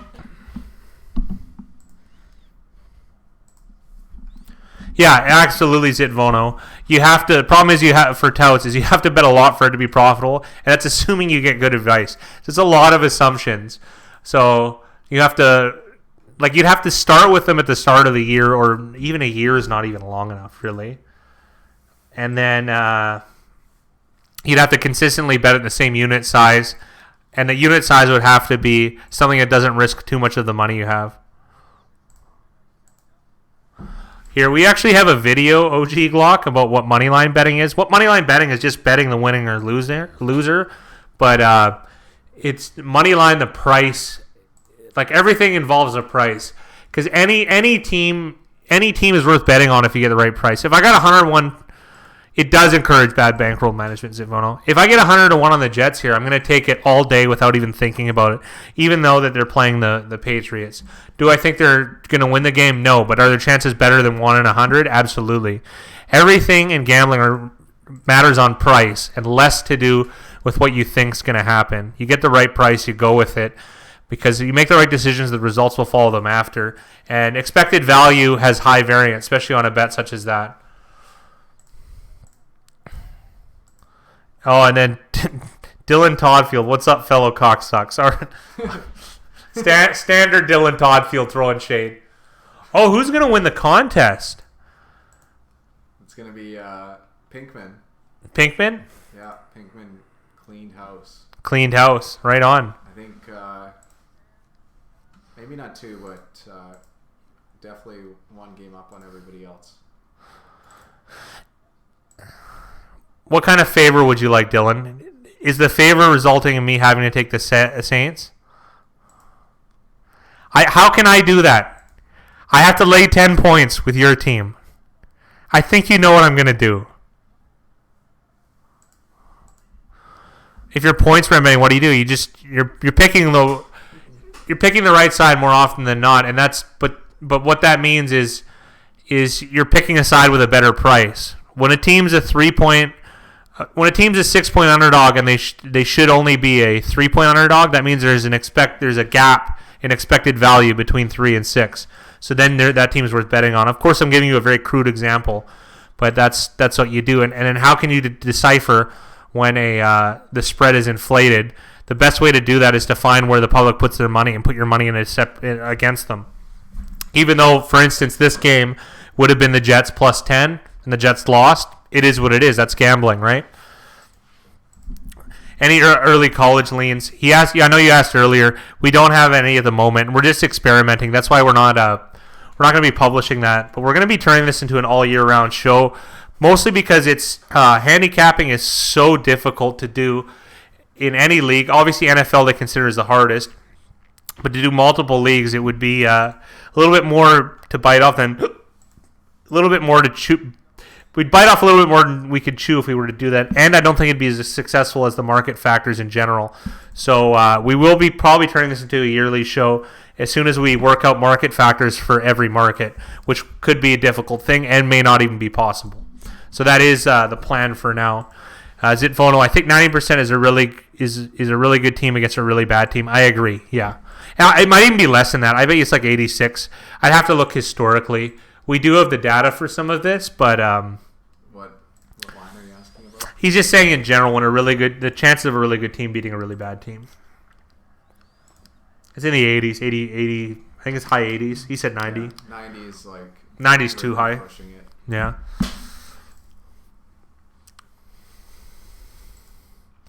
When is the week 8 picks? They'll be coming out after this video, so we usually set a goal for 11:30, but I'm going to guess it's going to come out a bit earlier. It depends how good we are, because we usually run like a stream of consciousness. It's no script. It's just me and him talking, shooting barbs. There's usually very little editing, too. We want to keep it natural more than anything as a dialogue between us and our fans.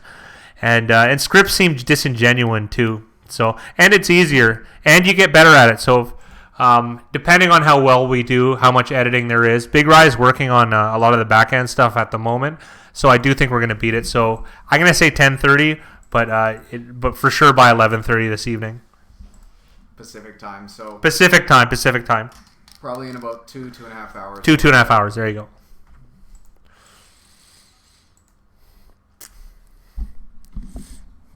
And OG Glock, it's not about how you do week to week or game to game. It's how you do over the year. You're going to have good weeks and bad weeks. You're not going to win big, though. That's the thing. Like, it's for people to think that they're going to gamble on sports and get rich overnight is just insane. It's just not going to happen. Yeah, 2 to 2.5 hours, Dylan. What you can do though is if you do this over a number of years, you can get positive returns on investment every year. You can do that. And as long as you're smart with your bankroll. Big Rye's been way better with his bankroll than the old fat guy has.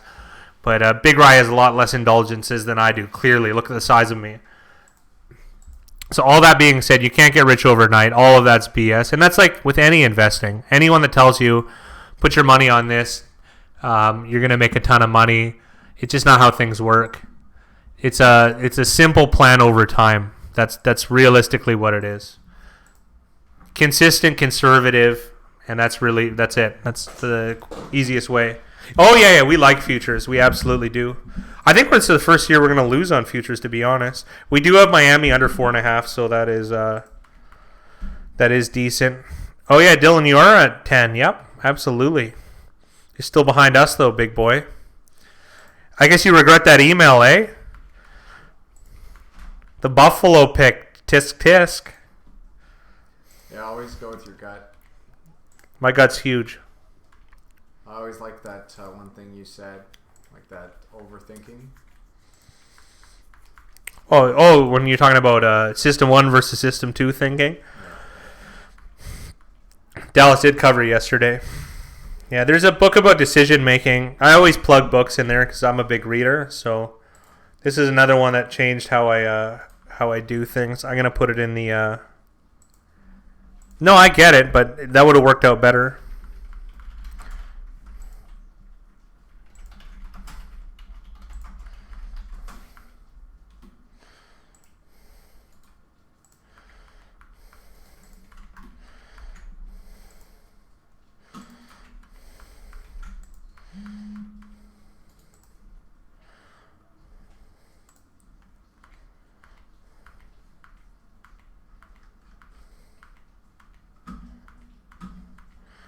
Yeah, we don't know much about the CFL, I got to be honest.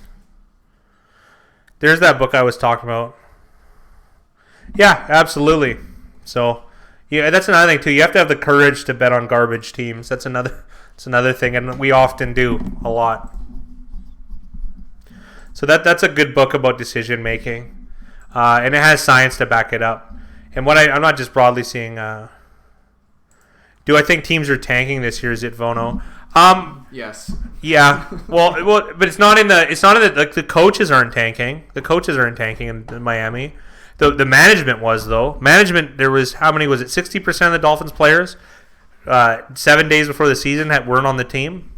Well, at the end of starting the regular season, there's a lot of player movement because teams go from 90 player rosters down to 53. Yeah. And then they get to add their 10 practice squad guys after. Big Ry likes the Rough Riders. Totally. Yeah. Finish your thought, though. Rough Riders probably the most popular team in Canada. Yeah, it is. But go on, finish your thought. The Steelers of CFL. I forget what I was saying, but whatever. I'm a bottom. Yeah. No. You were mentioning, we were talking about tanking the Dolphins' player percentage of the roster.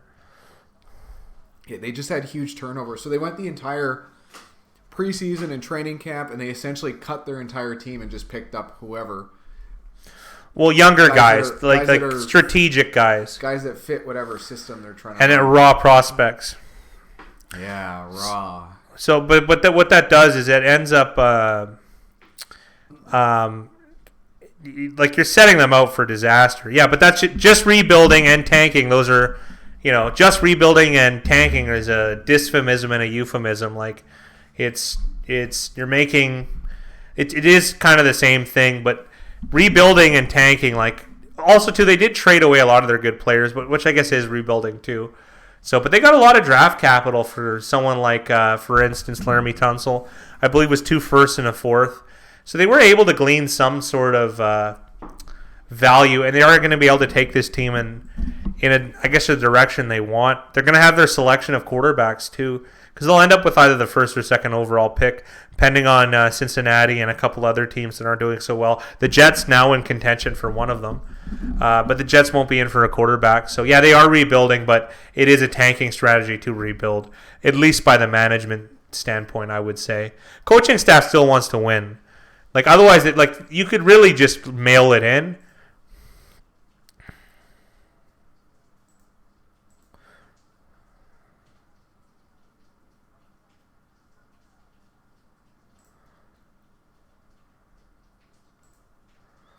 Yeah. Zit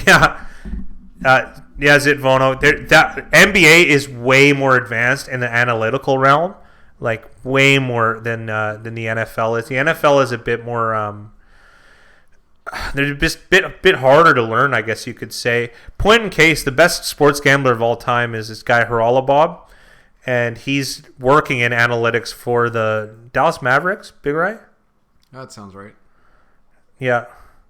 Yeah, exactly. And so now we're going back to what I said. Mickey Hill's pointing out Belichick up 33, throwing a challenge flag.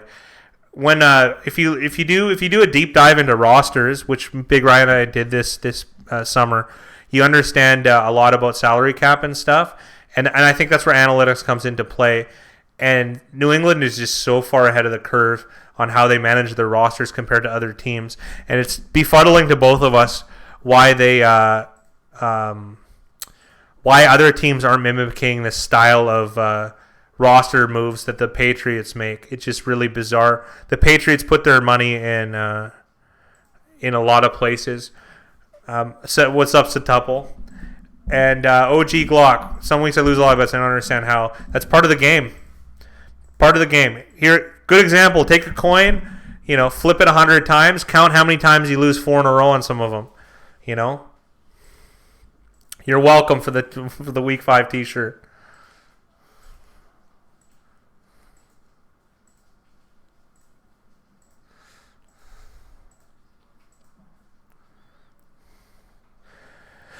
Pats overrun expectation. Absolutely. Pats have done it.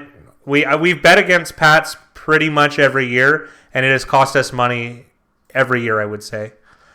I think that they did run, even when they went 16-0, I think the spreads were so big that they still, I don't think they overran expectation that year, but that's the only year I can remember it. Over-under betting is the same type thing. Find out where the money is and go the other way. The thing about over-under betting, though, is you're going to get it's usually better to bet the under because the public is really concerned with high scores. They want to root for high scores. So under is kind of a negative thing. So generally speaking, you're going to want to take more unders than overs. I haven't been a historically good over-under better. That's why we don't put it in the show ever. And Big Ryan and I don't have good data. Sam Wheel, Pats 63% again against the spread in Brady Belichick era. See what I mean? Like, that's unbelievable. That's unbelievable. The math on that is incredible. That's an excellent statistic. Don't do teasers, Hinokio. You did awful this week. That's okay.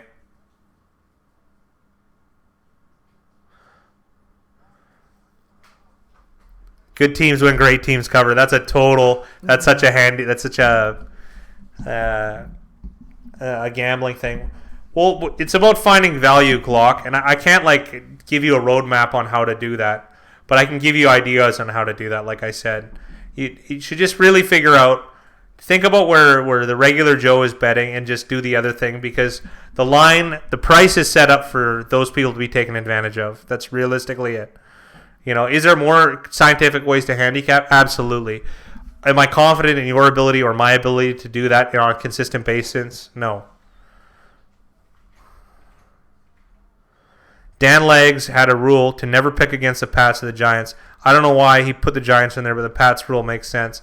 Yeah, 63% is, that's just absurd. I'd be fine to put the Giants in there. For me, I always feel like you guess them wrong every time, buddy. It's the one team that gets the best. Colts was the other one for me back in the Andrew Luck days and Peyton Manning days. These super teasers give you so many points, but they do it for a reason. They're going to charge you a commission that's unfair. So lower commissions. No one likes to pay. Think about it this way: you like paying bank fees? It's the same thing. Only applies to favorites. Yeah. Patriots are just tough.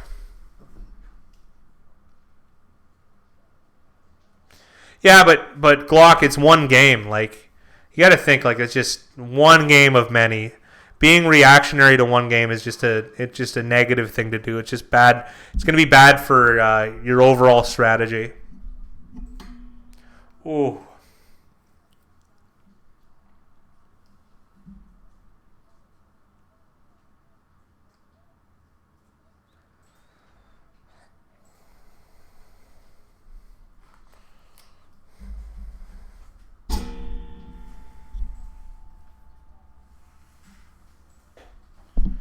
Oh, Stuart Johnson, Sherwin.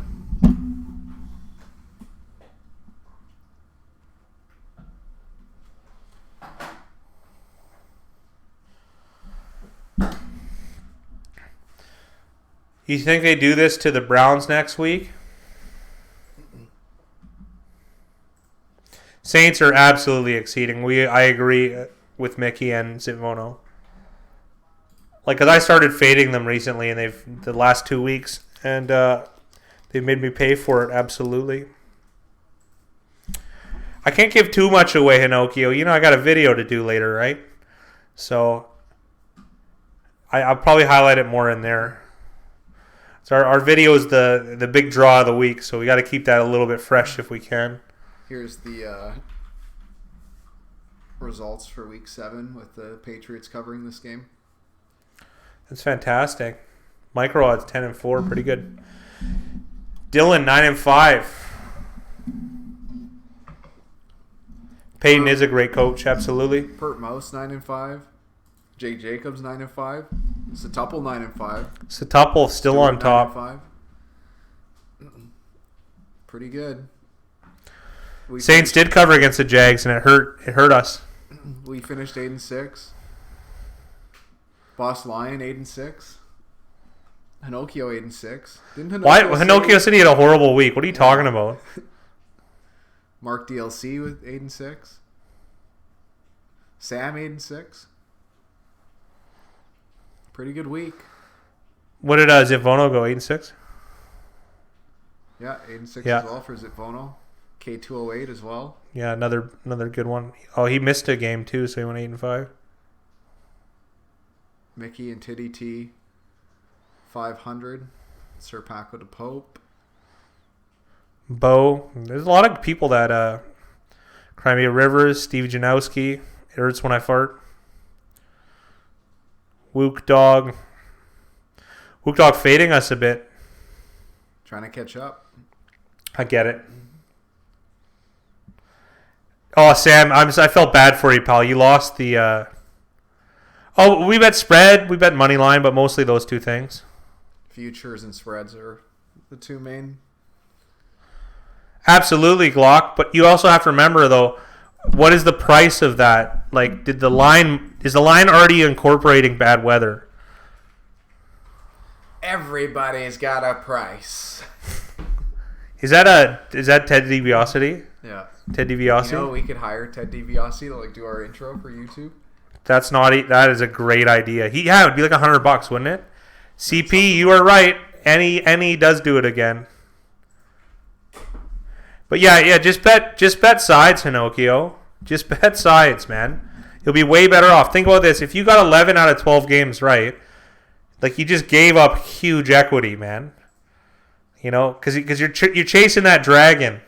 I guess that's a really horrible drug reference, but yeah, bet sides, just spreads. Bet one or the other. That's it. Simple as that. And here, what's Hinokio's rating? Spread betting. Just bet one side or the other in spreads. What we do every week. What's Hinokio's rating on our, what does he have? His win-losses. Overall? Yeah, overall. Yeah, overall you'll probably be okay.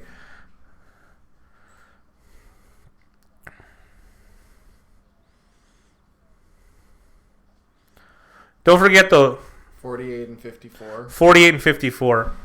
You're improving. You'd still be down less. Like, that's not, obviously that's losing, but it's mendable, let's say.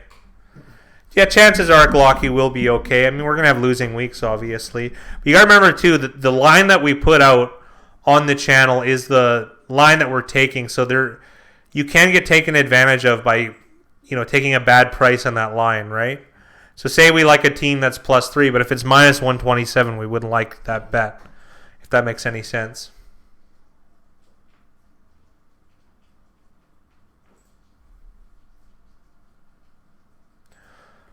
Oh, Damian Harris seeing some action.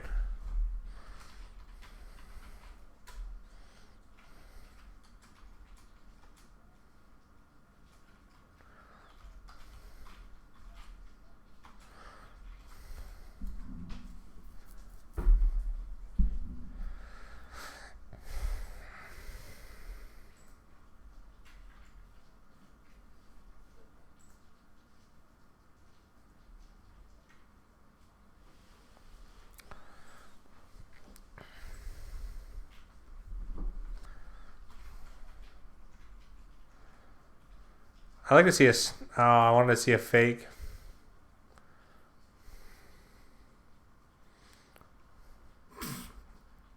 Muffed punt. 43. See you, CP. Have a good one. Later, CP. That punt does sum up the game. The over-under, I believe, is 43. This is just a miserable performance.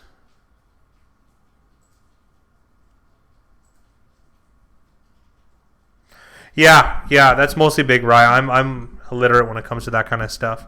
But it was put up pretty quickly, too. And we had to figure out exactly how we're going to display our information. So it's all a work in progress. But for now, it's pretty pleased with how Big Rye was able to do it under short time constraints. It is going under, Glock.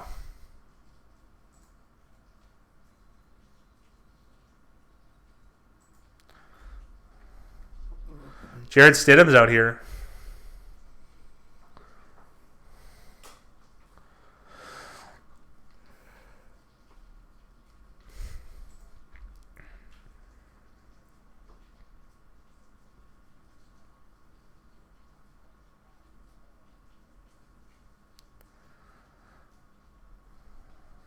Why isn't Marcus Cannon playing left tackle? I don't get it. I don't know. They're winning this game, so it seems just fine. Yeah, giving up no sacks either. Jets are one team that you don't really have to worry about the outside pressure. Pass rush, yeah. It's been a few years like that. Yeah, it has been. When's the last time they had it? Mo Wilkerson? Yeah, even then. Wasn't that crazy, yeah. That was a good D-line, though. I wonder what Demario Davis, too. No, more than, like, it's very rare. Like, it would be a really bad beat if this game went over. Really bad beat.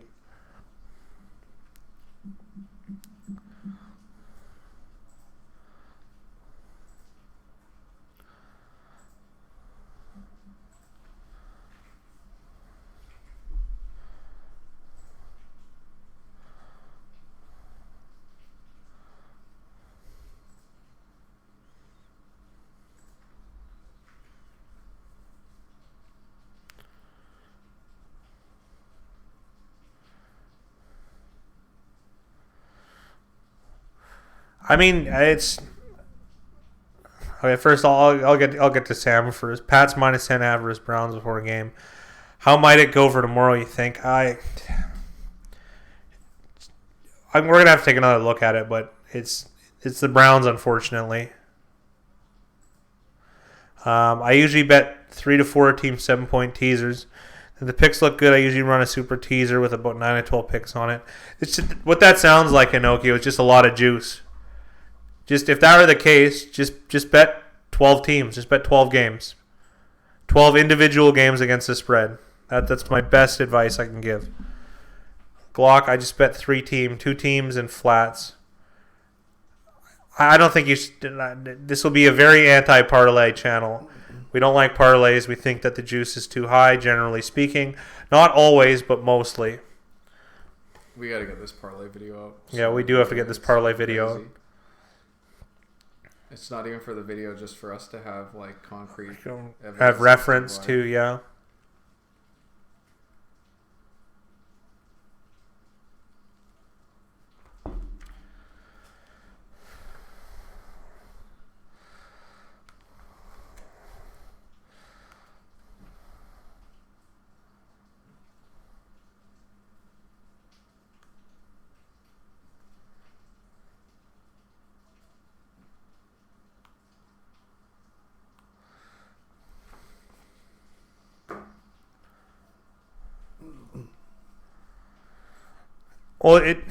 Well, even then, so even if parlays offer the same juice as the same juice as single games, then you're also exposing yourself to higher variance, which, like Sam says, you need a bigger bankroll. So it just doesn't make sense. To put it simply, if you bet 100 games and you bet those games straight up and you bet them parlays, you're always going to make more money in the long term betting the individual games. Not always, but like in a very long term. Unless you hit like some ridiculous 20-teamer or something. But the chances of that is almost... The EV's negative. So. And Zitvono just said it best. He just said it absolutely best. You all check out Lock It In. Yeah, I still have it up here. I haven't listened to the show yet. I'm a little bit busy, but we're gonna be jumping on that pretty soon. I'm running out of stuff on my phone to listen to, so podcasts.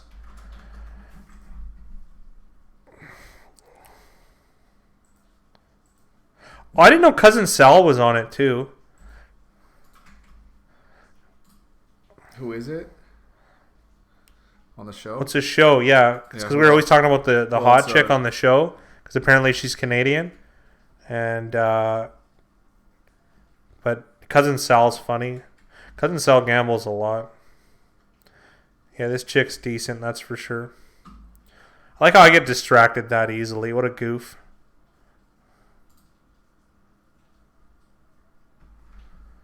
Harder to line shop. That is such a good point. Harder to line shop. That will be added into the video, absolutely. Good point, Zitvono. I wouldn't have thought of that instantly as a reason. Yeah, Cousin Sal's a decent guy. He has a podcast I listen to from time to time. I gotta look at it. You're talking about Sal Steinbergowitz? Sal Steinbergowitz Greenbaum? Yeah. Jimmy Kimmel's cousin, absolutely. He was in Windy City Heat. He was in Windy City Heat. Shout out to... These receivers are not open ever. Shout out to Tony Barbieri and Don Barris. Yeah. We're big Windy City Heat fans, if anyone knows what that is.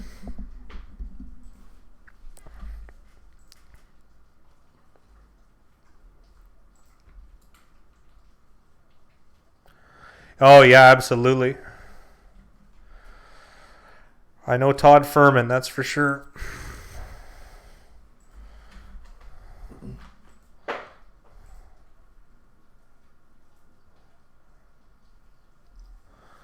Here we go, 3rd and 4.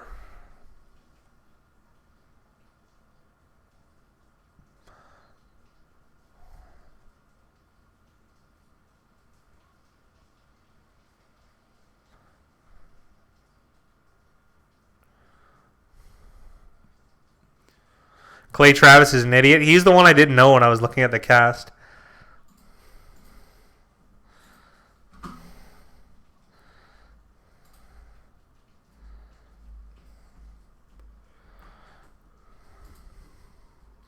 There's the other one I listen to or I follow a little bit, that Kelly in Vegas.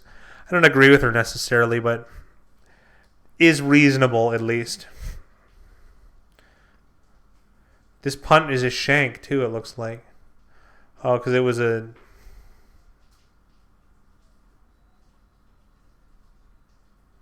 Oh, you're more than welcome to, Hinokio. I'm glad you do. I just want you to make money more in your lifetime. Because if you're going to gamble, you might as well do it the smartest way humanly possible. And we encourage that. Ask questions. That's what we're here for. Are we the gods of it? No, but we can generally point you in the right directions. That's for sure.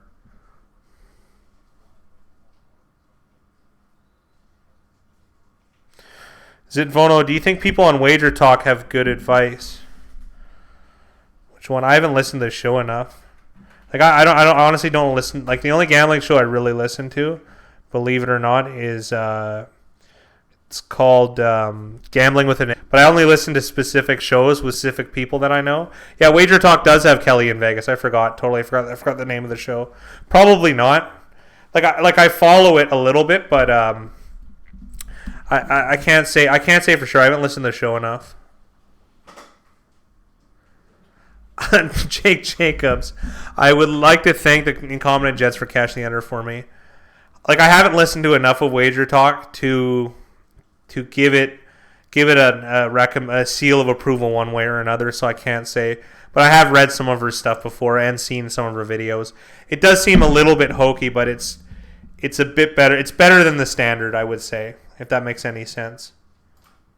I forgot the name Wager Talk. Oh, hold on. Then I look on their site. Yeah, I'm not going to pay. Oh, that's never going to happen. That's never going to happen. See, then right when I say that, I went to their website, is it Vono? And then look what they have right on their front page. NFL has been a winner for us every week in 2019. Get out of here. And we have isolated a game for this coming Sunday that sticks out like a sore thumb. NFL running at plus 90.3% bank gain and a 94.59 record at 61.44% clip since the start of 2018. Well, now I can just give it a solid thumbs down because that in itself is just a complete garbage. $9 is at least a number that is feasible to make money from. Well, it was 25, but now it's not. Yeah, but then it was 25 crossed out, by now 9. Oh, that sounds super suspicious. No kidding. We've won every week in 2019. Maybe, but if they're just doing that bot thing, then that's just a total crock. All right, now it's getting a solid thumbs down. Anybody who sells things like this, I didn't realize how hokey their website was. Well, if you've just taken like San Fran and New England money line every week, you can say yeah, absolutely. So, but what? Oh, that's all right. All right, now she's unfollowed now. I didn't know that, like, because they give these like little like tidbits about who they're betting on. That's fine, but I didn't know they were so hokey in how they sold their stuff. You know what I mean? Like, I think touting is bogus, but that, like, just be a little bit more credible than that type of selling strategy. It just, I don't know. I don't know how you sell picks. I don't know how you make it work. Yeah, for information, I could see that, Jake Jacobs, absolutely. Especially because that's one way people try and look sharp is by having up-to-date information, you know. Roto-World is a big thing Big Rye hates, is that he, we probably will, Glock, I mean, and hopefully. Big Rye hates that Roto-World adds their own, their own little tidbits of opinion into each thing, rather than just give out the, give out the straight information, the facts. So that always drives him crazy. I don't blame him. Oh, the sports guy. The one thing about the sports guy, I've watched him before because I guess he's our competitor in some way, one way or another. The sports guy picks, like, he'll give you his record for how well he did, but then he just picked like New England money line on this game. That doesn't, like, it's not telling you the risk versus reward. Yeah, I can't comment on every pundit necessarily because I'd have to really listen to them like one by one, and that's just a lot of time I'm not really ready to dedicate. I'd prefer to read like some of the books that I've mentioned, books that are more about decision making, mathematics, things of that nature, that are impartial to results. So that one I'm going to repost again is, I'll put it in one more time. This is a very good job of, it's a science and psychology, the science, psychology, and philosophy of gambling. But realistically, this is like a debunking tout book, more or less. So, yeah, he does pick teasers and stuff, the sports guy. But what it is the problem with that is, I just think that's square behavior in general. Like, it's just bad losing behavior rather than just going this straight picking games single, right? Because think about this, it's kind of like teasers and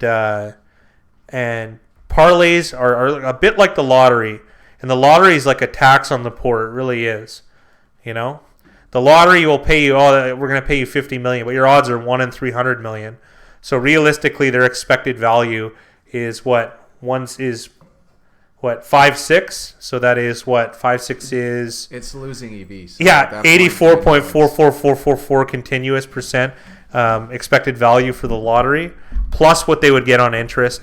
You just got to think of what they're doing. The sportsbook doesn't put teasers out and parlays because they're going to lose. They excise the law of large numbers, and they're going to be... They're going to be profited overall. And they want you to hear the stories about one guy winning. There's one guy winning and there's 20,000 losers. 40% of the sportsbook's profit, 40% of the sportsbook profits in Nevada are from teasers and parlays, I believe. Zidvono, I suspect teasers can be profitable if you do it right. Like I hear bookies will move a line to -9 to make teasers unprofitable. It's possible. There are things and there are these cards that can come out, Zitvono. The like parlay and teaser cards. Like they're really hokey and they offer really bad odds. But sometimes in certain game sets, they'll offer close to EV ones. Like for instance, if they offer on a 2-game parlay, they'll offer 4-1, which is what it is. Then I would definitely do it. And a lot of them will allow you to use covariance. So what you can do is find 2 games that are correlated, i.e., betting a team that is defensive and the under on a large spread. And then conversely, you could bet a team that's offensive and the over on another one, and you're gonna be better off. I mean, there is theory that correlation and covariance are never big enough to give you an advantage over and above the juice. But I do believe in those extreme cases that it is possible. So have I done that in my gambling career? Absolutely. Have I done it often? Not in like years. Because there used to be a couple bars where I lived where they would allow you to do that. But I ended up having to put like my girlfriend's friends' names on it and stuff like that. Because, you know. I'm right here. Yeah, you are. All right, guys, we're going to call this stream now. We've got the pick video to create and produce for you guys, and hopefully we'll have it out in about 2 hours. So y'all have a good night, and we'll see you in a couple hours. We'll be in the chat while the video premieres at around 10:30 p.m. Pacific time, 1:30 a.m. Eastern time. All right, gentlemen. Yeah, absolutely, Zitmono. We'll continue this conversation next stream, hopefully, if you're around. Always appreciate you coming out. See you guys later. See you, Mickey Hill. Have a good night, guys. We got to jump on this video, though. All right. Okay, bye.